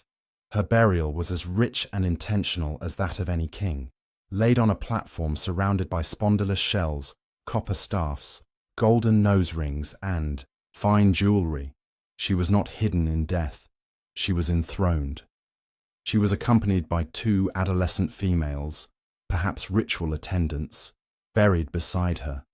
Next to her body stood a ceremonial bundle wrapped in cloth. Inside was a collection of war clubs and throwing spears, tipped with obsidian blades. She was not just a priestess, she was a warrior ruler, a sovereign. What astonished the archaeological world was not just her existence, but how she was preserved. The dry desert air, combined with careful embalming techniques, had left her skin intact enough to reveal her tattoos, some of the oldest known on the continent. The images were more than ornamental. Among them, serpents, often associated with fertility and divine vision, spiders connected to death and rebirth, tree motifs symbolizing the bridge between worlds. These designs covered her arms, hands, and fingers, making her body a canvas of cosmological knowledge. She had carried sacred power in life, and that power had not faded in death. Her face, carefully embalmed, bore a calm expression. Her teeth were intact. Her hands were curled delicately at her sides. No signs of trauma, no decay. She had died young, perhaps in her 20s, and yet she had commanded the resources of a kingdom. El Brujo, it turns out, was not a temple to a god. It was her temple. Inside, the tomb, murals covered the walls, red and black figures painted in long processions, warriors with their throats slit, priests holding ceremonial blades, a great figure, possibly female, presiding over them. Until the Lady of Cow, such depictions were always assumed to be male, but her discovery forced a re-examination of every Moche mural, every face, every robe. Had we missed the truth? Had women ruled more often than we thought? Or had one woman, this woman, broken the mold? And still, her death remains a mystery. There are no signs of sacrifice, no battle wounds, no disease in the bones. Some suspect childbirth complications. Others suggest a ritual passing, timed, prepared, accepted. Whatever the cause, her burial suggests a people who did not fear her death, but sought to preserve her essence, as if she might rise again, as if she still watched. Today, her remains rest in a climate-controlled chamber within the Cow Museum, built near the very temple where she ruled and died. Her mummified body lies behind glass, fragile yet defiant. She stares back. Through ancient tattoos and unblinking silence she speaks, not with words, but with presence. The discovery of the Lady of Chow did more than rewrite gender history in pre-Columbian South America. It gave voice to a question that lingers in every tomb. Who have we overlooked? What rulers went uncarved? What queens were buried without titles? And how much of history was shaped not by power alone, but by those who carried power differently? Outside, the desert winds sculpt the dunes endlessly, the ruins of El Brujo crumbling slowly under the sun. But beneath them, in quiet chambers, the memory of the Lady of Chow remains untouched. She ruled not from a golden palace, she ruled from blood, vision, and sacred ink. And in her silence, we find one of the loudest truths ever unearthed. That power, when truly divine, leaves its mark on skin, on stone, and in the story no one expected to find. The Capuchin Catacombs, the Museum of the Dead. Location: Palermo, Sicily, Italy, 1599 CE to present. There are corridors in Palermo where the dead do not lie hidden. They stand in long rows beneath the Capuchin monastery, behind wrought iron, gates and faded stone. The deceased greet you like hosts in a gallery. Eyes hollow, lips drawn, robes stiffened with age. Some lean, some rest. Some gazed directly back. This is not a tomb in the traditional sense. It is not a grave or a crypt. It is a museum of mortality. It is the Capuchin Catacombs of Palermo, a place where over 8,000 corpses were not buried but displayed, posed in clothing, and curated through centuries by monks, aristocrats, and grieving families. Here, death is not a curtain, it is a mirror. The practice began in 1599, when the Capuchin monks of Palermo faced a dilemma. Their cemetery was full. The monastery needed more space. To solve the problem, they excavated a chamber beneath the monastery and exhumed the body of Brother Silvestro of Gubbio, a fellow friar who had died recently and was widely regarded as holy. But what shocked them was not the memory of Silvestro. It was his body, preserved almost miraculously. His skin was leathery but intact, his form upright. He looked not buried, but waiting. The monks took it as a sign. They propped him upright in the crypt and left him on display, a sentinel of the sacred dead, and thus a tradition was born. For the next 3 centuries, the Capuchin friars embalmed and displayed the dead, first their own brethren, then local nobles, clergy, scholars, and even commoners, provided they had the wealth or permission. Bodies were not interred. They were dried, dressed, and hung on walls. The result is one of the most unsettling spectacles in human history.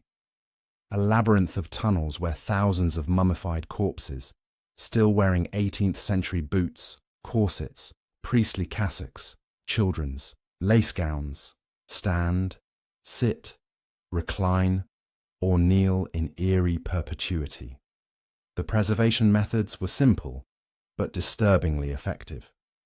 First, the bodies were laid in desiccation chambers, small stone cells with ventilation slots to allow warm Sicilian air to draw out moisture over 8 to 12 months. Then, the remains were washed in vinegar, sometimes treated with lime or arsenic, and dressed in their finest clothes, often the same garments they wore in life. They were then placed into niches, coffins, or nailed upright to the walls. Families could visit, pray, or, strangely, change their clothing. This was not morbid curiosity, it was honor. The dead, especially those of social standing, were believed to retain their identity, memory, and even social influence. They were not gone. They had merely moved into another chamber of the world. And yet, not all the dead aged the same. Some corpses turned to bone. Some collapsed into dust. But others did not decay at all. Perhaps the most famous among them is Rosalia Lombardo, a 2-year-old girl who died of pneumonia in 1920. Her grieving father begged the monks to preserve her body. The task fell to a Sicilian embalmer named Alfredo Salafia, who used a secret formula, now known to include formalin, zinc salts, and alcohol, to preserve her body to near perfection.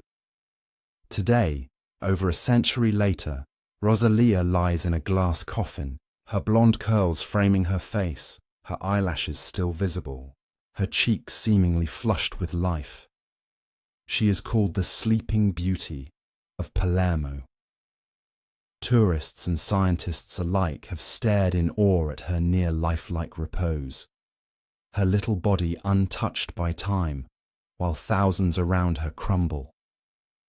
Her presence raises a question few dare to answer.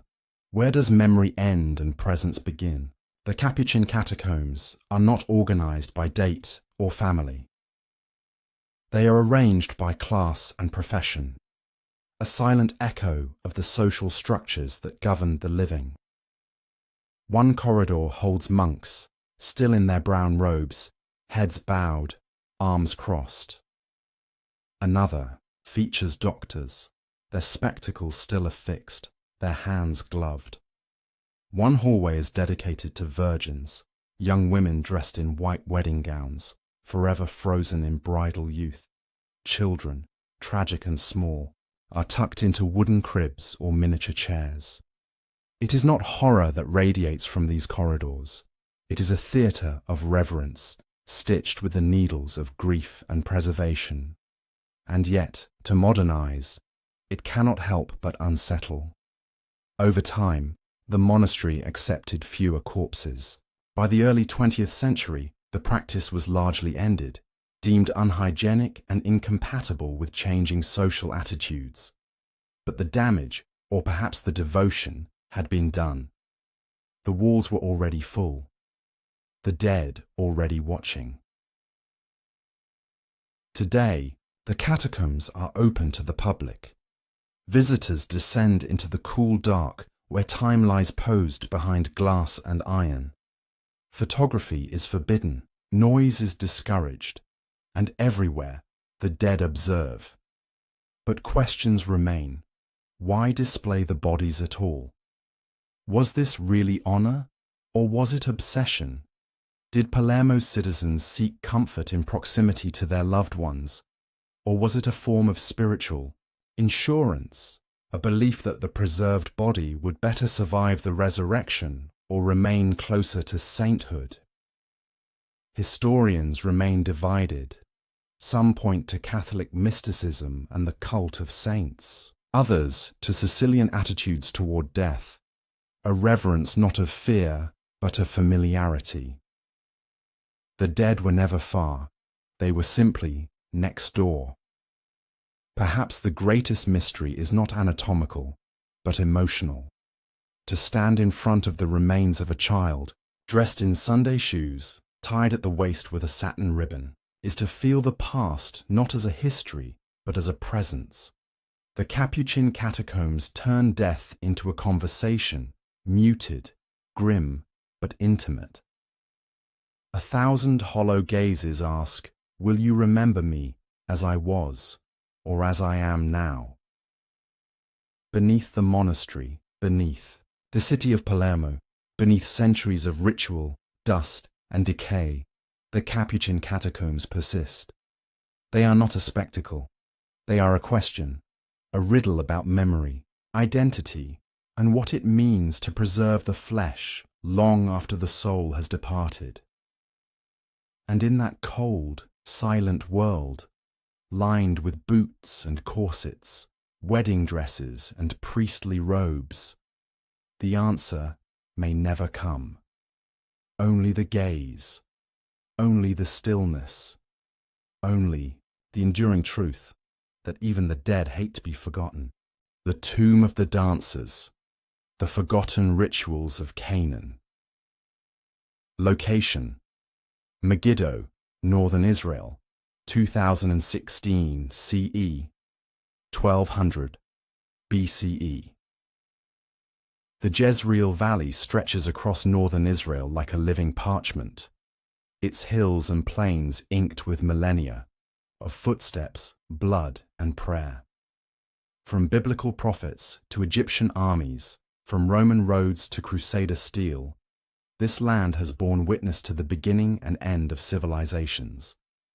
And at its heart lies a hill layered with history. Tel Megiddo. Known to many as Armageddon, Megiddo has long been associated with the apocalypse, but beneath its crumbling walls, archaeologists unearthed something more delicate, something unexpected. A burial chamber, sealed for over 3,000 years, untouched since the late Bronze Age.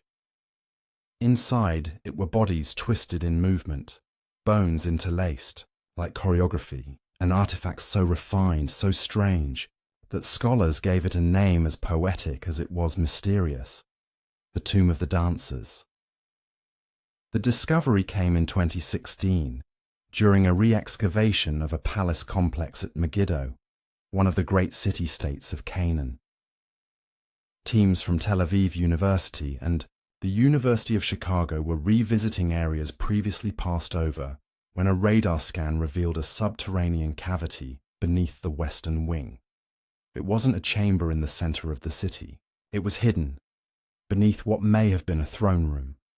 When they finally opened it, they found 3 skeletons, 2 women and 1 man, arranged in what can only be described as an intimate spiral.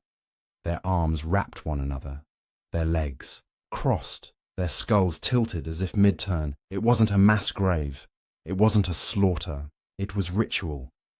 A burial not of isolation, but of unity. The 2 women were in their mid-30s, the man slightly older. DNA analysis suggested kinship, but not necessarily blood. Their bones showed no sign of trauma or illness. They were carefully placed, their bodies surrounded by bronze pins, gold rings, and a collection of Egyptian scarabs, one inscribed with the cartouche of Thutmose III, a pharaoh who ruled centuries before. But what truly puzzled researchers was the decorative wall, plaster, a faded mural that flaked upon exposure, revealing traces of red ochre and white lime. Under digital reconstruction, the fragments formed a repeating motif, a row of human figures, arms raised, knees bent, caught mid-motion. They were dancing. Canaan, as it was known during the Late Bronze Age, was a cultural crossroad. Between Egypt to the south, Mesopotamia to the east, and the Aegean across the sea, it absorbed language, gods, and art from every direction. But Canaanite funerary practices remain elusive. They did not build pyramids. They did not embalm. Most bodies were buried in rock-cut tombs or cist graves, often under homes. And yet, here in Megiddo, the dance seemed to be central to the farewell. Ancient texts whisper clues, Ugaritic tablets, uncovered in modern-day Syria, mention funerary feasts with music and wine. In the Hebrew Bible, King David dances before the Ark of the Covenant, a sacred body moving in praise. And Egyptian records describe Canaanite mourners who hired professional wailers and dancers to accompany the dead. But no mural had ever been found. Until Megiddo. One theory is that the tomb of the dancers was royal. The jewelry and scarabs suggest elite status, and the chamber's placement, beneath what may have been a ceremonial hall, adds weight to that. Another theory is devotional, that these 3 were priestesses and a priest, part of a fertility cult honoring Baal or Astarte, gods of rain and love. Or perhaps this was something else entirely, a personal act of devotion, a family or triad sealed together, not for status, but for eternity in movement. The truth remains sealed in dust. But even beyond the mural, the burial told its own story. Each skeleton bore signs of wear, but also of care.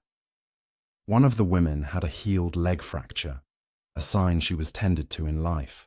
The man's teeth were worn from reed pipe playing, suggesting music as part of daily ritual. One bronze bracelet featured tiny bells, their clappers still intact. When lifted, they jingled, a sound not heard for 3,000 years, a sound that once may have accompanied a ritual of motion and mourning. The idea that ancient people danced with the dead is not unique to Canaan. In Mycenaean Greece, burial frescoes depict processions with lyres and tambourines. In Egypt, female mourners performed a ritual, Dance of the Two Women, at elite funerals. In Anatolia, dancers were carved into tomb walls as guides for the soul. And in Canaan, where so much culture flowed, these traditions may have merged into something fluid, fleeting, and uniquely their own. A culture that embraced grief through grace. What sets the tomb of the dancers apart is its intimacy. Most Bronze Age tombs are segregated by sex, age, or status. This chamber is different. The bodies touch. They face one another. They do not resist death. They seem to surrender to it together. And then there is the final enigma, the seal. Placed atop the tomb was a large flat stone, beneath which lay a circular imprint in the dirt, pressed with a ring of pebbles and what appears to have been a leather mat. Chemical residue suggests perfumed oil, perhaps myrrh or cedar resin, once pooled in a shallow basin at the entrance. This wasn't just a grave. It was a stage. Perhaps families came here, lit incense, and danced above the dead, mirroring the mural, echoing the motion below. Death was not a stillness, it was a choreographed transition.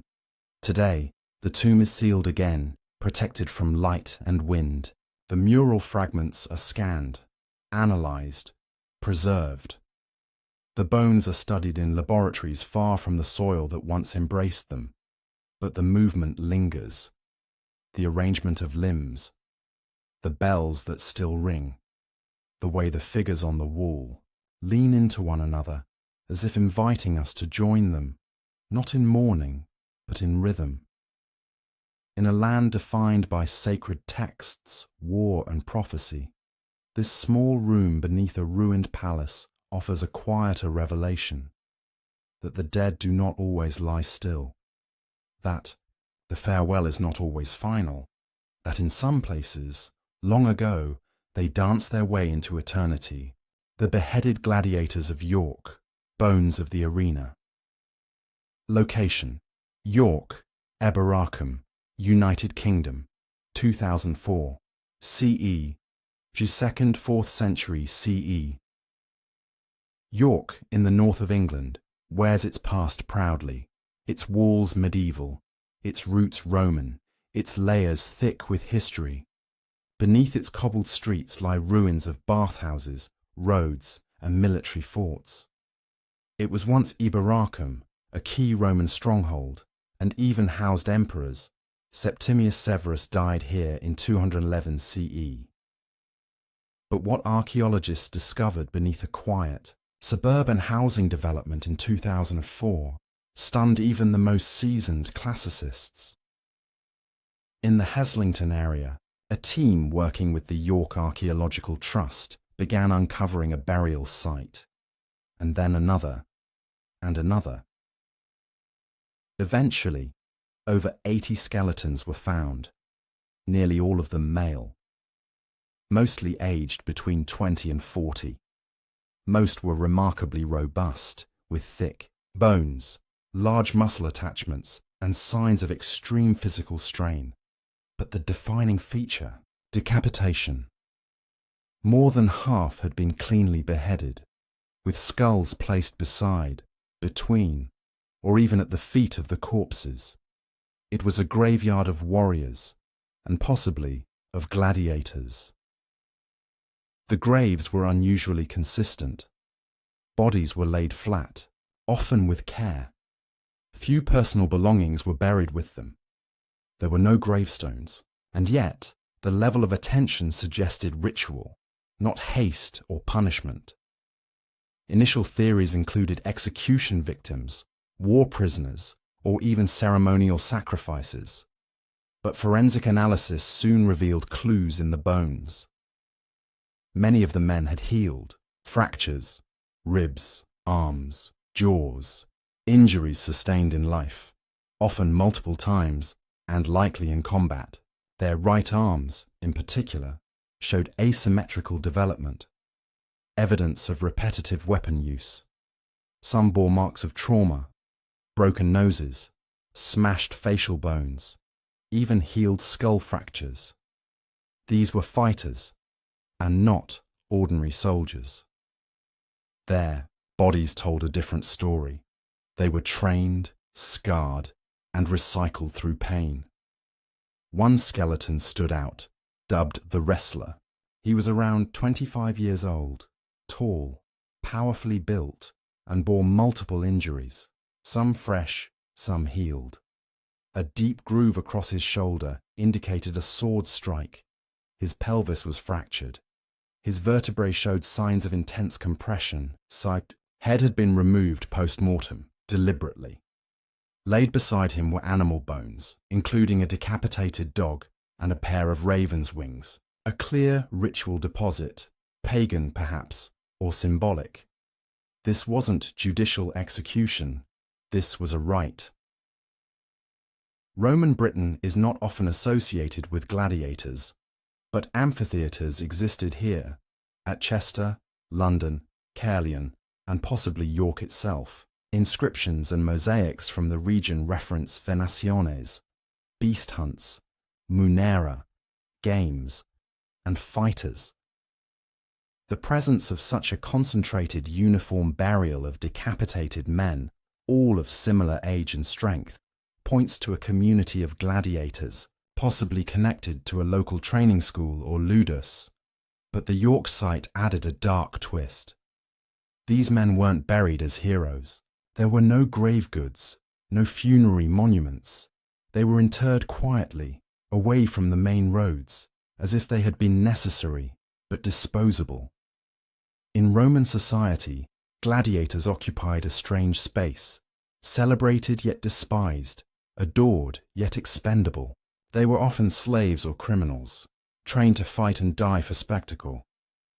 Those who survived could earn glory, even freedom. Some were beloved by crowds, immortalized in graffiti and poems, but many more died namelessly. And when the cheering stopped, their broken bodies were discarded. The York Cemetery may be where they went. Not all the decapitations were clean. Some vertebrae bore multiple chop marks, as if the executioner had struggled. Others were nearly surgical, swift, decisive. One skull had been placed facing backwards between the thighs. Was it mockery? Reverence? A symbolic reversal? No Roman text offers guidance, but burial variation like this often reflected ritual codes, unspoken rules about how a certain type of death demanded a certain type of burial. Some scholars theorize these men died in ritualized sacrifice, perhaps to honor a deity associated with death, combat, or transition, such as Nemesis, the goddess of retribution and balance, often worshipped by gladiators. Others argue the cemetery reflects a code of the arena, a place where fallen warriors were laid to rest according to custom only other gladiators understood. And then there's the question of volition. Were these men forced to fight, or did some choose? Evidence from elsewhere in the empire suggests that not all gladiators were slaves. Some were volunteers, auctorati, free men who entered the arena for pay, fame, or redemption. Perhaps some in York were such men, fallen, warriors who chose the sand and sword over the mines or exile. If so, their graves become even more poignant, not just symbols of brutality, but of broken dreams. Isotope analysis on their teeth revealed another mystery. Some of the men were not native, Britons. One had grown up near the Mediterranean, another in North Africa, and others possibly in Central Europe. They were imported, trained. And when they died far from home, they were laid side by side, no longer competitors, but companions. One grave held a surprise. A man buried face down, head placed near his knees, bore a tiny silver amulet stitched into the fabric of his burial wrapping. A disc etched with a scorpion, a common symbol of Mars and vengeance. Was it a gift, a token, a final act of mercy, or was it meant to protect him from what lay beyond? Today, the bones rest in museum archives and university labs. A few are on display at the Jorvik Viking Center, alongside digital reconstructions of their faces, stern, strong, surprisingly young. Visitors walk by, often unaware that they are staring into the eyes of men who fought not for war or country, but for survival under the roar of a Roman crowd. and who, in death, were finally acknowledged. The field where the men were buried is now part of modern York. But beneath the soil, beneath the grass and pavement, lies a reminder that violence, ritual, and spectacle were once inseparable from entertainment, and that the line between death and performance was as thin as a blade. The gladiators of York were not carved into statues. They were not sung in odes, but in their bones, in the grooves of old wounds, in the tilt of fractured jaws, in the careful arrangement of skulls. They left behind a legacy more honest than any monument. That to be remembered is not always to be revered. Sometimes it is simply to be seen. The honey-coated tomb of Xiang, the emperor's nectar of immortality. Location: Xi'an region, China. Alleged 200 BCE. Rediscovered in 1968. Disputed. Burial and preservation are universal obsessions, but only one civilization truly imagined immortality as something that could be eaten. Ancient China, with its dynasties, dragons, and Taoist philosophies, held that death was not final, but a passage governed by harmony, ritual, and substance. Among the strangest of these beliefs lay a tradition so rare, so eerie, that its details have often been dismissed as myth. It is the story of Xiang, a noble, possibly a general, maybe a prince, who was buried not in silk or stone, but in honey. And for centuries, his body waited, submerged in golden stillness, not to decay, but to endure. The legend traces back to the Qin dynasty, the same brutal, unifying regime that gave the world the Terracotta army, the Great Wall's early foundations, and the ruthless emperor Qin Shi Huang, obsessed with eternal life. Historical records from the Han period reference the burial of an unnamed nobleman whose body was preserved in a vat of bee honey, sealed inside a chamber in the Western Mountains. The practice, though rare, had precedent. Honey was considered a sacred substance, a medicine, a preservative, a gift from heaven, and most importantly, it never spoiled. It could be eaten centuries later. It fought infection. It mummified without mutilating. To coat the dead in honey was to defy rot, to seal the soul. In 1968, workers clearing tunnels in the outskirts of Xi'an, China's ancient capital, allegedly broke into a limestone chamber. Inside, they found an enormous bronze vat, sealed with wax and decorated in fading imperial script. When opened, the scent was not of rot, but of fragrance, floral, thick, ancient.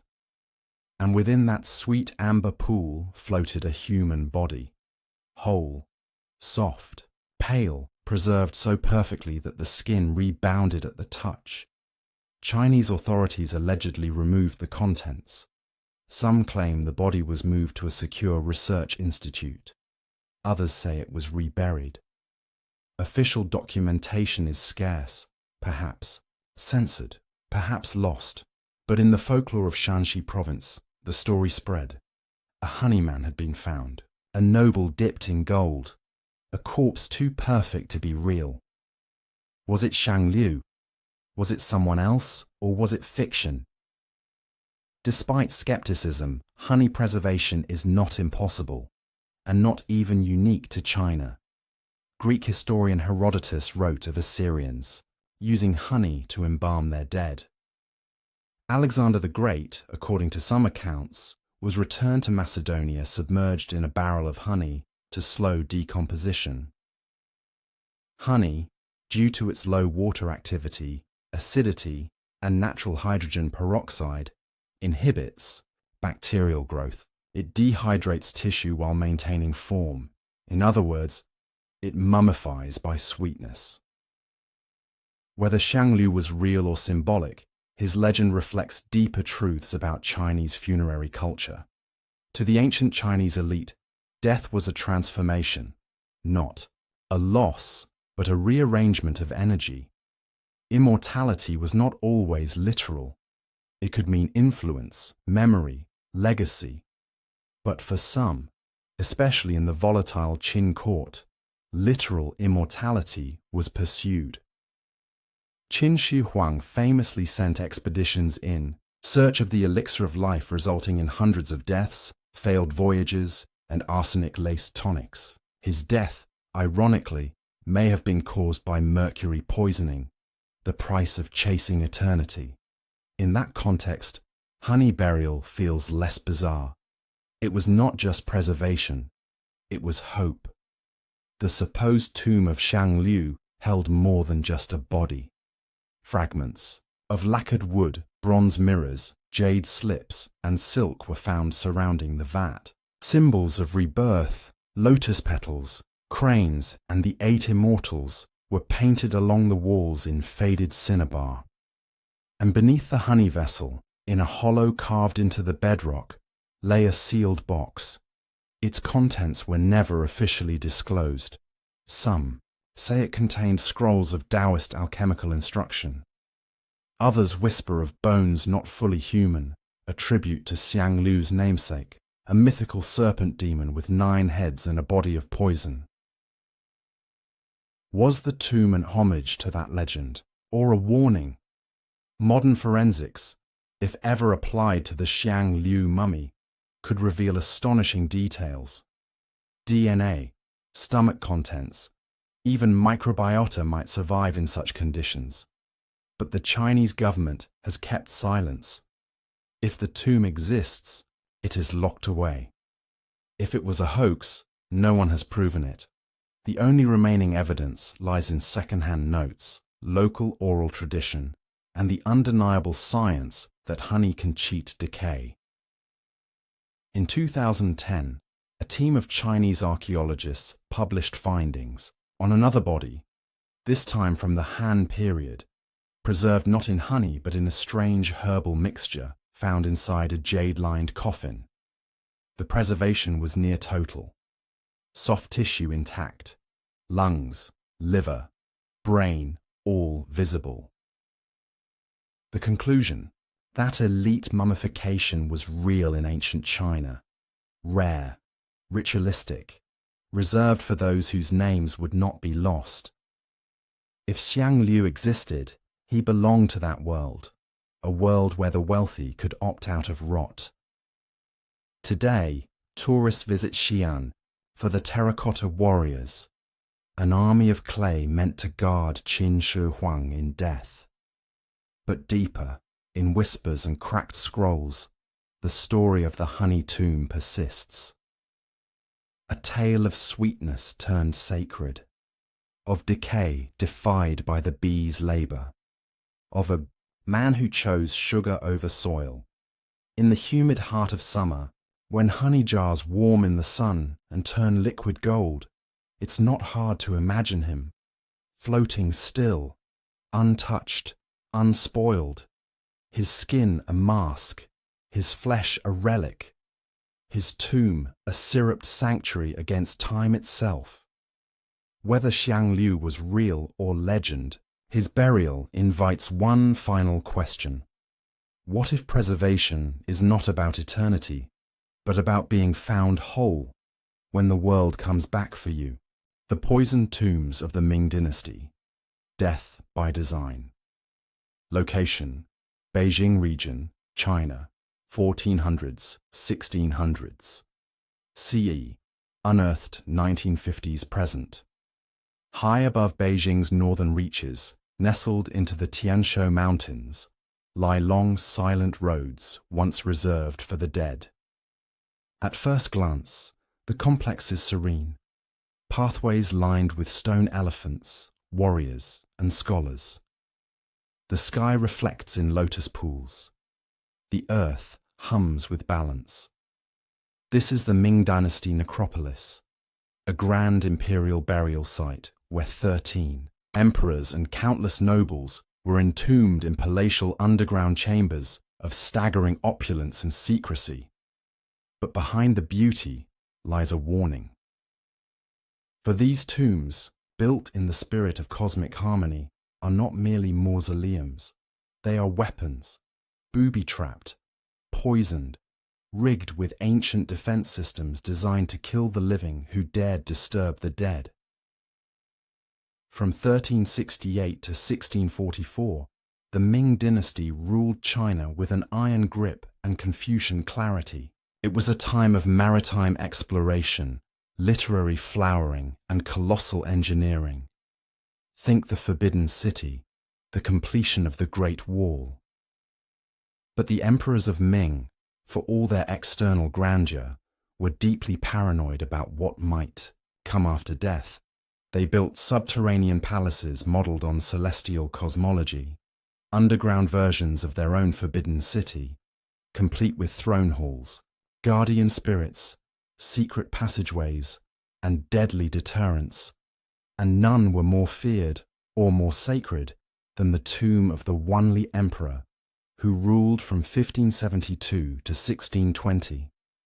His tomb, Dingling, would become a case study in both ambition and catastrophe. Construction of Dingling took 6 years and over 30,000 labourers. The underground palace stretched across 5 stone chambers, all encased in solid rock, then sealed beneath earth and mystery. It was said that no 2 labourers worked in more than one section, a safety measure to ensure no one knew the full layout. Inside, red lacquered coffins, gold-threaded silks, jade seals, phoenix crowns, porcelain urns, and more than 3,000 artifacts carefully arranged. The emperor's coffin alone was lined with mercury, thought to deter both insects and intruders. It would succeed in both. The tomb remained sealed for over 300 years. But in 1956, the new People's Republic of China gave permission to open Dingling. The political symbolism was clear. Communism was rising from the ruins of monarchy. Let the tombs be opened, studied, demystified. But what followed was disaster. As the archaeologists descended through the sealed corridors, toxic fumes were detected. Gases that had built up over centuries in the airtight chambers. Several workers became ill. Mold spores, mercury vapors, and lack of oxygen made the site treacherous. Once opened, the tomb began to decay rapidly. Precious silks disintegrated upon exposure. Wooden relics warped. Even the Wanli Emperor's skeleton, once intact, began to crumble. Within months, the underground palace was a ruin of its former perfection. It was as if the tomb was fighting back. Some believe it was the mercury. Ancient Chinese texts describe its use in tombs as both preservative and protector. Mercury pools were believed to imitate rivers and oceans in the afterlife, liquid metal flowing in harmony with Taoist cosmology. But mercury is also a neurotoxin, its vapor deadly in enclosed spaces. The tombs of the Ming, particularly Dingling, and those of the southern Ming emperors, have tested toxic levels of mercury exposure. In some chambers, concentrations were found 10 times higher than modern safety limits, and yet this was intentional. The tomb was designed not just for spiritual defense, but chemical warfare against desecration. Other tombs from the Ming era may have included even more elaborate traps, though few dare to confirm. Collapsing corridors filled with stone slabs that could crush intruders, powder-filled chambers, possibly containing sulfur or lime that would ignite upon oxygen exposure, hidden pits, disguised beneath fine gravel or silk mats. No ancient texts explicitly outline these designs, but folklore, matched with the sudden deaths or sicknesses of tomb robbers, tell their own tale. The idea was simple: make the tomb so dangerous, so cursed, that it would not only be feared, but forgotten. A living deterrent made of death itself. This paranoia was not unfounded. Grave robbing had plagued China for millennia. Tombs from earlier dynasties, Han, Tang, Song, had been stripped of treasures and desecrated. Emperors who died rich often vanished poor, so the Ming adapted. They turned their tombs into mazes of fear. Despite the lesson of Dingling, other Ming tombs remain untouched. The tomb of the Yongle Emperor, perhaps the most powerful Ming ruler and builder of the Forbidden City, has never been opened. Its name, Changling, its design, unknown, its contents, legendary. Scholars and officials alike warn that Dingling's tragedy must not be repeated. Any future excavation would require advanced robotics, sealed oxygen suits, and protections against heavy metal exposure. Until then, Changling sleeps, untouched, unbroken, unforgiving. But what of the emperor himself? The Wanli emperor was a ruler, both adored and reviled, brilliant in his youth, withdrawn in his later reign, obsessed with alchemy and eternal life. His court often complained that he ruled from behind curtains, relying on astrologers and mystics more than ministers. His tomb reflects that contradiction. It is majestic, toxic, secretive, and perhaps most chillingly, it worked. The emperor got what he wanted. He was remembered, but not awakened. Dingling, now a tourist site, is both a triumph and a tragedy. Its open chambers are empty, its artifacts moved to museums, its silence replaced by guided audio tours. But beneath the surface, the other 12 Ming tombs remain. And among them, possibly still sealed in forgotten side corridors, are traps, waiting to be triggered, mercury waiting to escape, ancient vengeance, chemical and spiritual, stored in stone. The lesson of the Ming tombs is not one of simple death. It is defiance, of decay, of disrespect, of time itself. These were men who believed power extended beyond the grave, who believed they could weaponize eternity. And in their silence, they remind us, some tombs are meant to be entered, others are meant to be left alone. The tomb of the painted skulls, cannibals or ancestors. Location: Papua New Guinea, 1959 to present. c. 1500 BCE to modern era. Ongoing. In the remote highlands of Papua New Guinea, where rainforest breathes mist through volcanic ridges, and stone axes still shape daily life, there are caves the living do not enter lightly. Hidden behind vines, buried beneath mossy overhangs, they are not marked by crosses or temples. They are marked by skulls. Human skulls, rows of them, shelved, stacked, embedded in clay, and painted in swirling designs of ochre, charcoal, lime, and ash. Some are adorned with boar tusks, others daubed with bright yellows, reds, and blacks. Most stare straight out from the dark, their sockets empty, their jaws silent. These are the painted skull tombs, part burial chamber, part ancestral, shrine, part eternal puzzle. They are unlike anything else in the world, and for over 3,000 years, they have blurred the line between honor and horror. The first formal discovery came in 1959, when Australian patrol officers, exploring the highland valleys of the Asmat and Anga people, stumbled upon a cliffside cave near the Asaki region. What they found stunned them. Dozens of human skulls, meticulously arranged, their faces coated in hardened mud and pigment, some with eyes and noses sculpted back onto the bone. Some skulls had beards made of grass, others were pierced with bird, feathers, or adorned with beetle wings. They weren't just placed, they were restored. It was as if the dead had been reassembled for an audience, meant to watch and to be watched. The officers, shaken, assumed it was a site of ritual cannibalism. But the truth was far stranger and still debated to this day. Among the Anga people, skulls are not just remains. They are repositories of spirit, presences, points of connection between the living and the invisible. After death, the body is not simply buried. It is first smoked, placed on a bamboo platform above a fire for days or weeks, during which the flesh dries, peels and chars. Once desiccated, the body is either left intact or, in some regions, disassembled. The skull, as the seat of wisdom and essence, is then removed and transformed.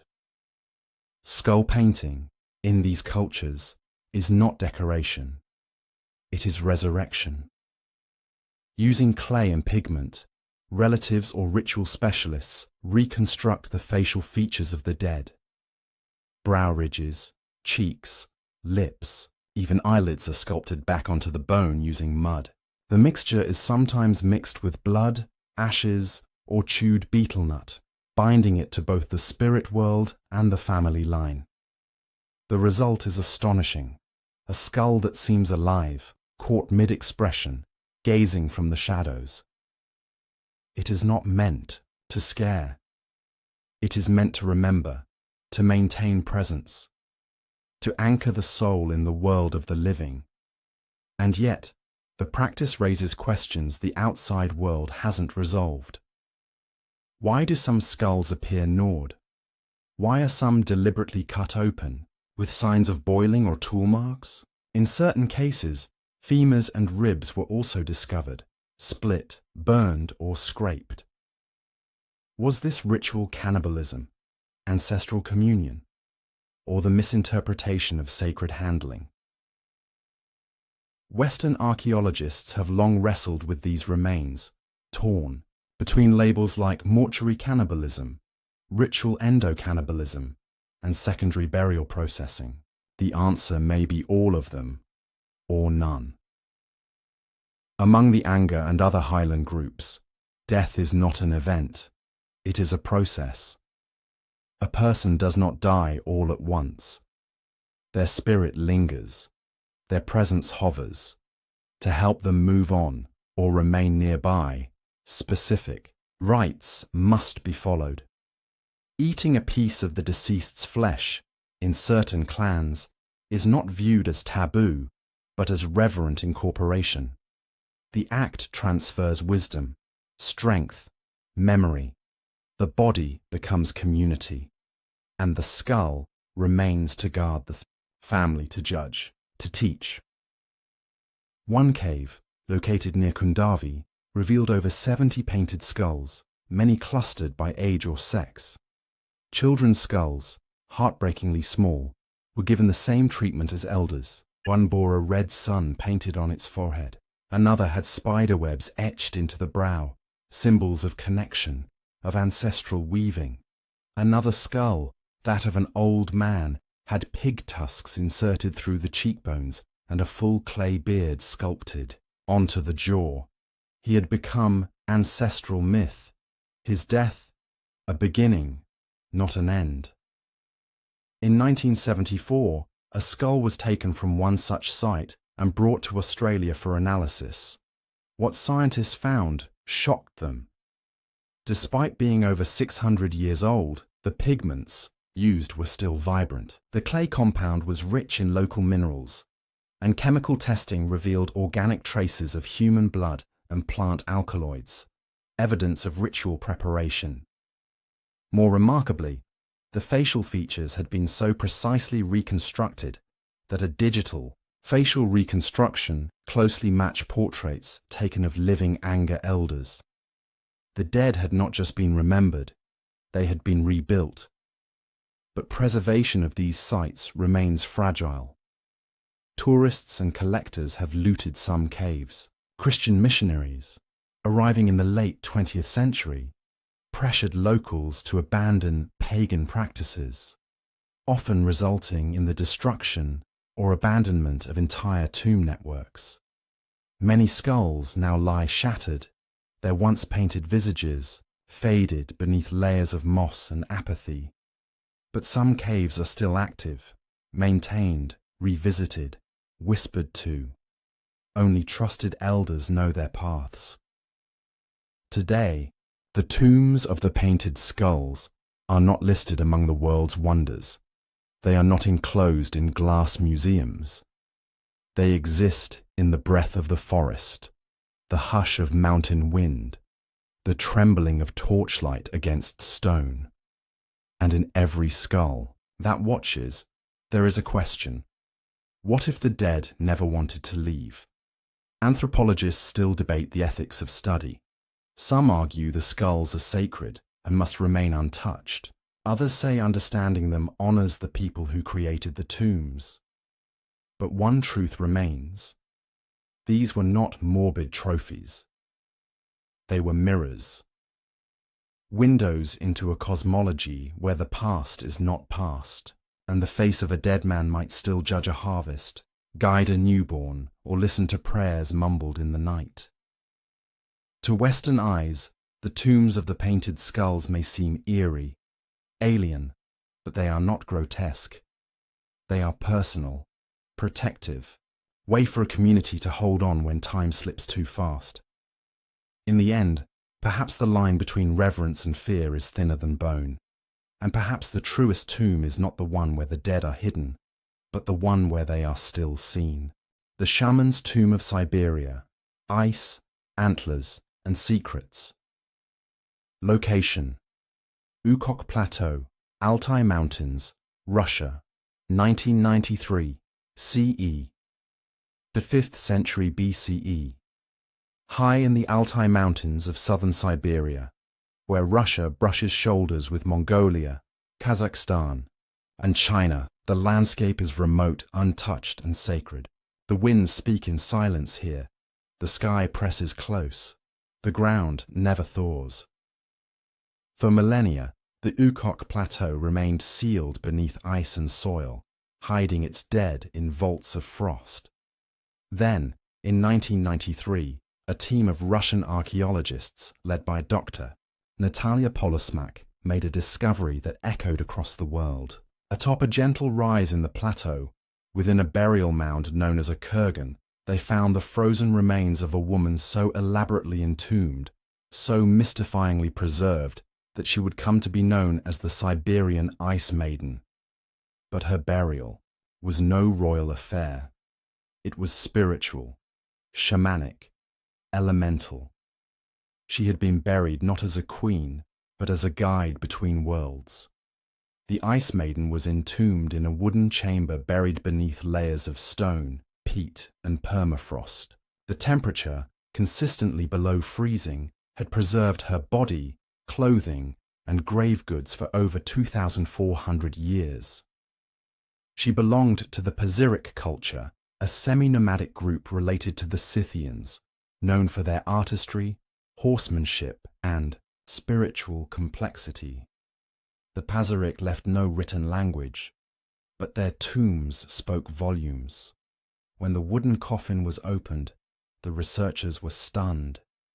The woman, approximately 25 years old at the time of her death, was still intact. Her body, emaciated but whole, wore a silk blouse imported from China, a long woolen skirt, and tall felt boots. But it was her tattoos that astonished them most.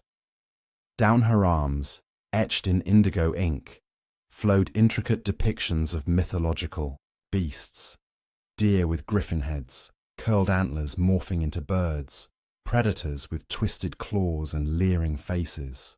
These weren't decorations. They were symbols of protection and power. Her burial chamber was filled with objects not meant for the body, but for the soul. A set of reindeer antlers, carefully placed beside her head.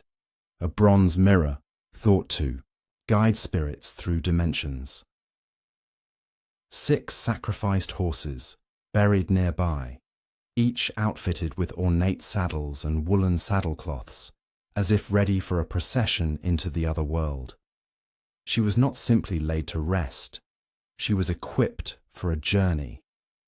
The mound also contained stone altars, iron daggers, and remnants of psychoactive herbs. including cannabis and ephedra, both used in Central Asian shamanic rituals to induce altered states of consciousness. This was not coincidence. This was initiation beyond death. Who was she? Not a warrior, not royalty. And yet, she was buried with the grandeur of both. Scholars believe she may have been a shamaness, a spiritual mediator revered among the Pazyryk. Her tattoos, her grave goods, and the extraordinary care in her burial all point to a ritual identity. She had not lived for war, but for vision. Further studies revealed she had suffered from breast cancer, one of the oldest known cases in archaeological record. Her bones showed signs of degeneration. She had likely died slowly, in pain. Yet her burial shows no haste.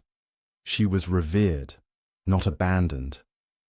Perhaps her illness was seen not as weakness, but as a sign, chosen by spirits, touched by pain, awakened by suffering. In many nomadic and animist cultures, shamans were often people who had endured great trials, sickness, madness, exile, and returned transformed. The Ice Maiden fits this pattern. But her story didn't end in the tomb. After her excavation, the Russian government transported her body to Novosibirsk for preservation and study. CT scans, isotope analysis, and facial reconstructions followed.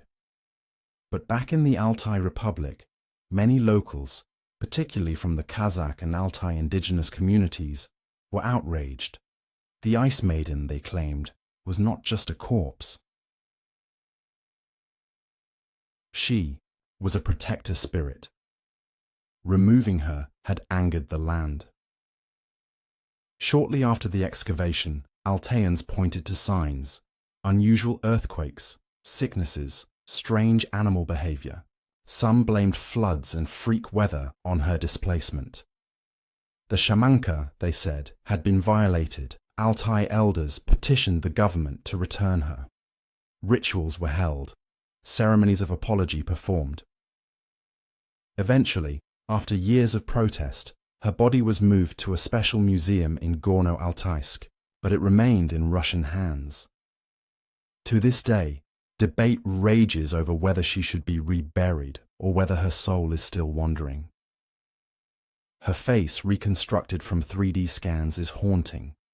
High cheekbones, deep eyes, a somber mouth. Not cold.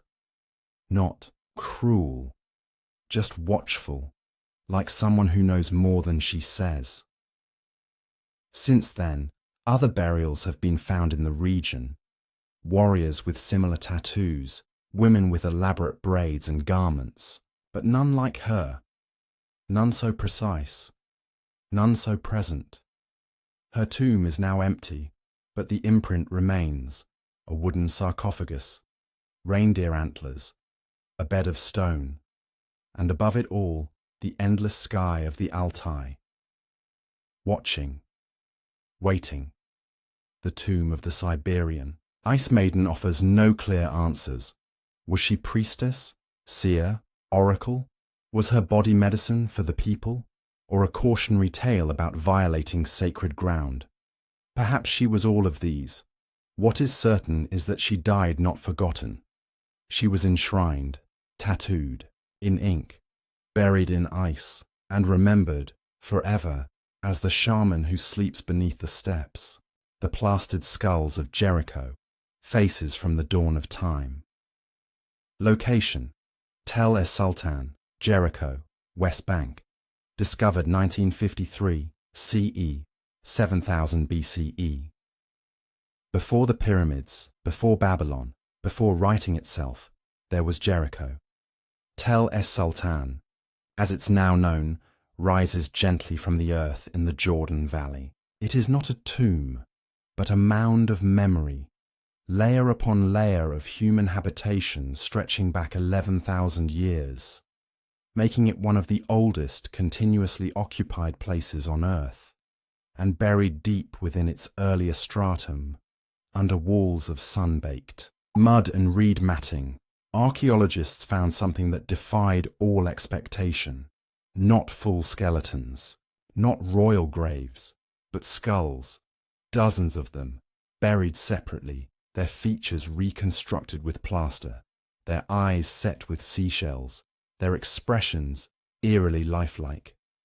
They were faces of the dead, preserved long after the flesh had gone, and they mark one of the earliest known funerary rituals in human history. The discovery was made in 1953 by the famed British archaeologist Kathleen Kenyon, whose methodical excavations cut a narrow but deep vertical trench through the heart of ancient Jericho. As her team worked through the Neolithic levels, they uncovered a series of mud brick dwellings, simple round huts, storage pits, and hearths. But beneath the floors of these homes, under beds, beneath fire pits, were human burials, some complete, some partial, and then, something stranger, in several houses, the team uncovered headless skeletons, and not far away, skulls deliberately buried on their own, carefully arranged. When examined closely, the skulls revealed something unprecedented. Their jaws were missing. The facial bones had been rebuilt using white plaster. Noses, cheeks, and brows had been sculpted back into place. Thin slits had been left for mouths, giving some a serene smile, others a solemn line. And most uncanny of all, shells, polished and white, had been inserted for eyes, turning each face into something caught between death and life. These were not trophies. They were memorials. The plastered skulls of Jericho became an archaeological revelation. They dated to around 7000 BCE, at the dawn of the pre-pottery Neolithic, B period, when humanity was transitioning from nomadic life to agriculture, from clan to settlement, from survival to society. And in this new world, the dead were not discarded.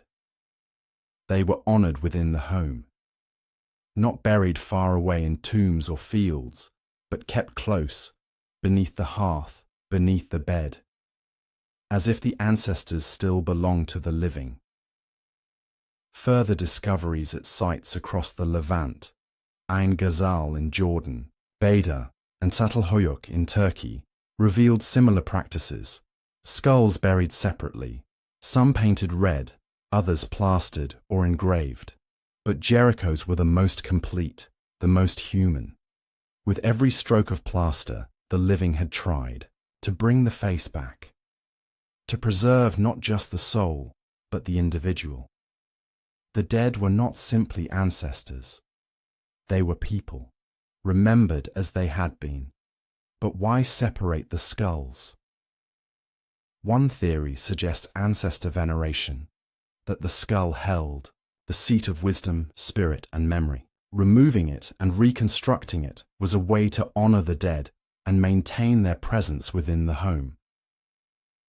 Another theory is ritual rebirth, that through this reconstruction, the dead were being prepared for a new spiritual existence, their identities preserved in clay and shell. A third, darker interpretation sees the skulls as power objects, perhaps even held by tribal elders or spiritual leaders, consulted in rites, displayed in ceremonies. What all scholars agree upon is this: these were not just graves, they were acts of devotion. Modern imaging, CT scans, 3D reconstructions, has revealed even more. Beneath the plaster lies trauma. Some skulls belong to children, others to elders. Some show signs of healed injuries, tooth decay, or malnutrition. The reconstruction process smoothed these flaws, creating idealized visages, possibly meant to reflect how the person should be remembered, rather than how they truly died. It's an ancient form of selective memory, of funerary artistry, of love sculpted in lime and shell. One skull, now housed in the British Museum, remains especially haunting. It belonged to a man in his 40s. His facial bones had been expertly rebuilt. broad nose, high cheeks, solemn lips. His eyes, set with two cowrie shells, gaze forever upward. He has no name, but he has a face, and that, 9,000 years ago, was everything. The materials used, lime plaster, seashells, pigment, were valuable. The process was time-consuming. This was not done for all the dead, only selected individuals. But the choice was not based on royalty or wealth. There were no palaces in Neolithic Jericho. This was community-based reverence. The honored dead were those whose memory mattered most. A mother, a child, a clan leader, a beloved sibling. And in their reconstruction, the boundary between past and present collapsed. Some scholars believe the plastered skulls served as intermediaries, bridges between the physical and spiritual worlds. Their presence in homes suggests they were not feared, but cherished. Their faces may have been touched, decorated, even spoken to. This was not a culture of silence. It was a culture of presence, where the dead watched and the living remembered. Today, the plastered skulls of Jericho remain scattered across museums in London, Jerusalem, and Amman, conserved behind glass, lit from below, their once dim homes replaced by sterile cases. But even in silence, they radiate something rare: individuality. These are not nameless bones. They are faces, voices, souls with expressions carved in ancient grief and love. And perhaps, more than any king's tomb or golden mask, these skulls offer us something greater. A reminder that remembrance doesn't require marble or monument. Sometimes, it's enough to reshape the face of someone you loved, to press your fingers into the plaster, to give them eyes again, and to place them beneath the hearth, so they never truly leave. The Whispering Tomb, Scotland's Undying Murmurs. Location: Orkney Islands, Scotland, 1924, CE, 200–500 CE, Pictish era. The Orkney Islands lie like broken teeth at the edge of the North Sea, where wind lashes the earth and stone remembers everything. Time clings to this place, not in monuments or cities, but in hollows, cairns, and chambers carved into ancient rock. It is a land shaped by myth and tide, and in one quiet fold of the wind-scoured hills lies a tomb unlike any other. No grand carvings, no golden relics, just a small stone chamber, a child's body, and a voice that never stopped. They call it the Whispering Tomb. In 1924, a local farmer digging peat on the island of Rousset uncovered a flat stone slab, unlike the surrounding terrain. Beneath it, hidden under centuries of wind-blown soil, was a chambered cairn, a dry stone structure sealed with care and precision.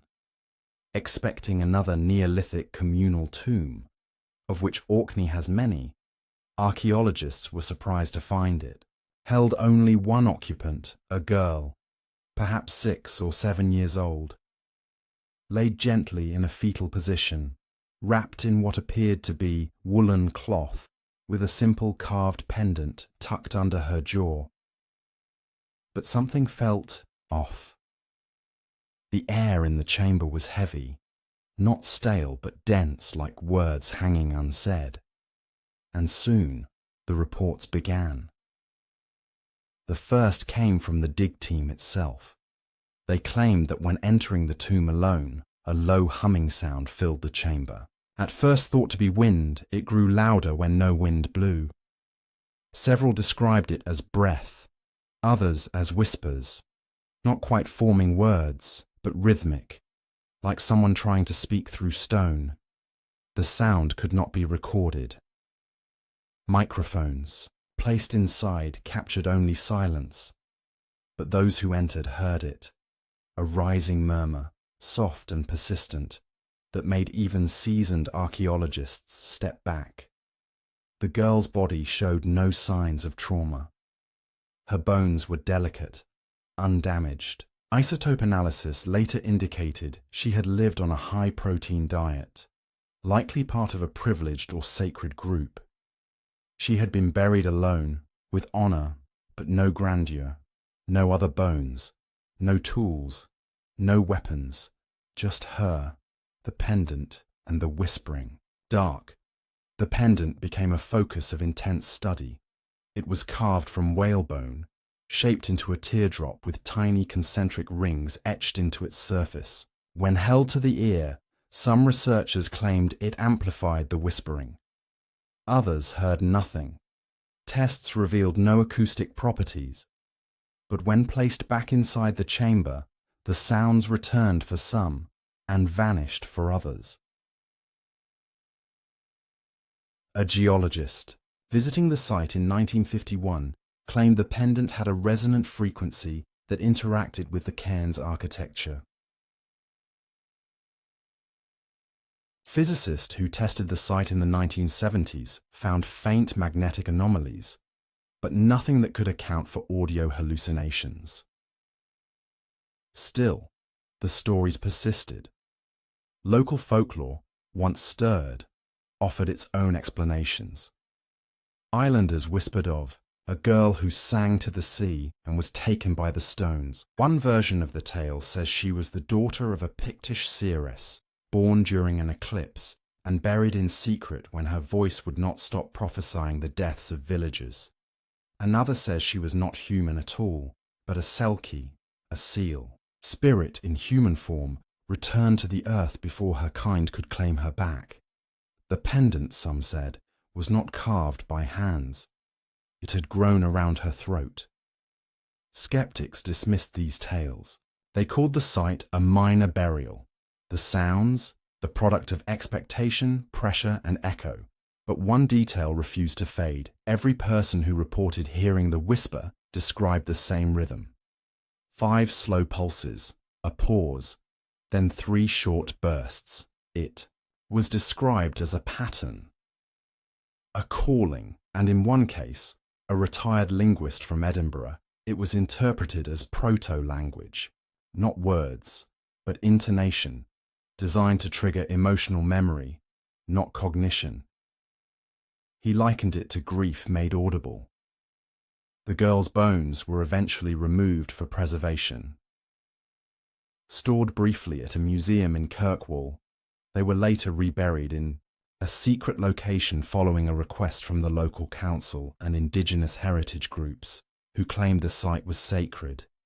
But the tomb, it remains. And so do the whispers.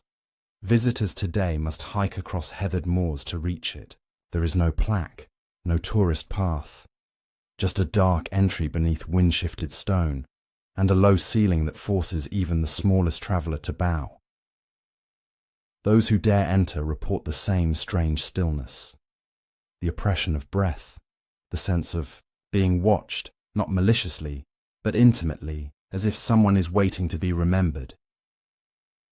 Some leave gifts, feathers, shells, notes. Others just sit, and some, still, hear her. Scientific teams continue to debate the acoustics. The cairn's chamber is shaped in a way that reflects sound, creating standing waves. A whisper can circle and return, transformed by geometry. Others suggest infrasound, frequencies below human hearing, may cause sensations mistaken for presence. But there's no mechanical source, no air pressure anomaly, no measurable cause, only experience. And always there's the question, why bury a child alone in a place like this? Why the pendant? Why the silence, stitched with sound? Whatever the answer, the whispering tomb of Orkney reminds us that the dead are not always quiet, that sometimes the earth remembers with breath, and that memory can be shaped not in marble, but in echo, in murmur, in the voice that remains. The stargazing skeletons of Çatalhöyük, buried to watch the sky. Location: Konya Plain, Turkey, discovered 1958, CE, 7500, 5700 BCE. Long before the ziggurats of Mesopotamia, before the pyramids of Egypt, and before the first written word, there was Çatalhöyük, a maze of mud brick dwellings, art and ritual buried under the dry plains of central Turkey. This Neolithic city has captivated archaeologists for decades. It was not a kingdom. It had no temples, palaces, or roads. But it held thousands of people, living, working, and dying in a strange architecture of intimacy and mystery.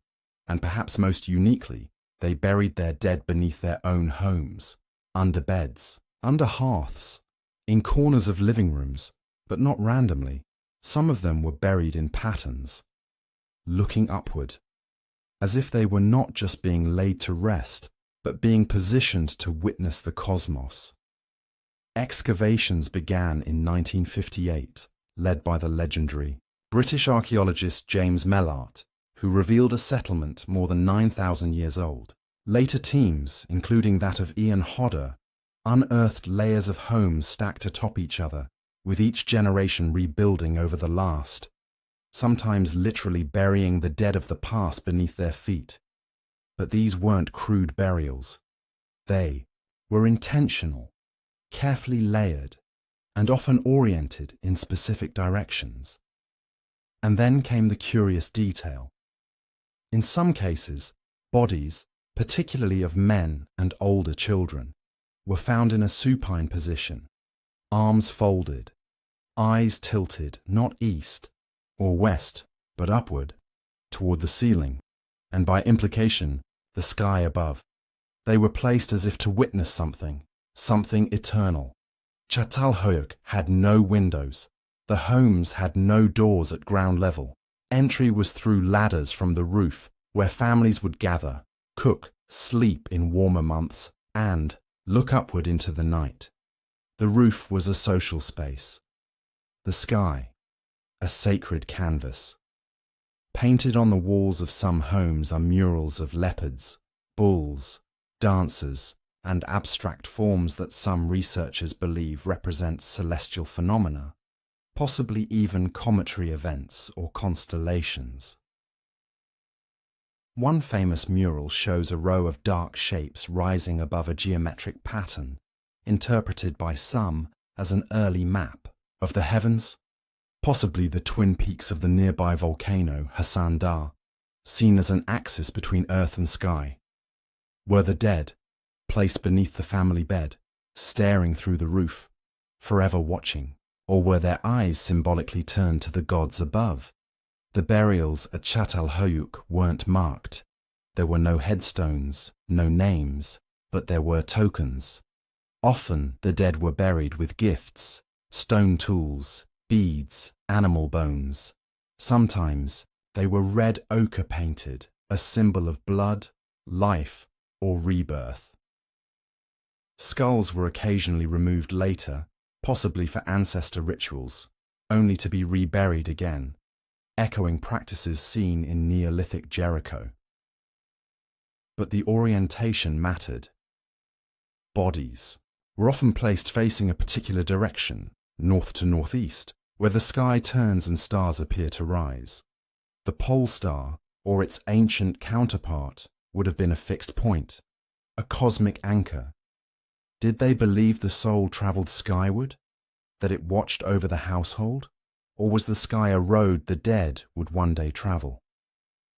In one home, archaeologists found the burial of a woman and a young child, wrapped in textiles and placed side by side beneath the platform where food was prepared. The woman's skull faced slightly upward, her mouth open, as if caught mid-breath. Above her grave was a painted vulture, wings spread wide. In another house, a man was buried with his hands placed on his chest, his head tilted back, resting on a smooth, round stone, almost like a pillow meant to lift the gaze. In yet another, 3 individuals were stacked in sequence, Each skeleton arched slightly more toward the sky. The living walked above them daily, and every night as stars lit. The plains, those buried below, may have done the same. What was Çatalhöyük's religion? No temples survive. No idols explain everything. But hints emerge in the iconography. Bull horns embedded into walls. Female figurines, wide-hipped and serene. Leopard skins painted and real, suggesting shamanic power. The city's beliefs seem to be rooted not in domination or hierarchy, but in cosmic rhythms. The living and the dead weren't separate. They were intertwined, and perhaps the dead weren't meant to rest, but to watch and guide. Some scholars suggest these stargazing burials might indicate a belief in celestial return, that after death, one's spirit would ascend and become a star or part of the heavens. Others argue it reflects ancestor veneration, where the dead remained within the home as protectors, but the directionality, the upward tilt, the symmetry of placement, it feels more than practical. It feels ritualistic.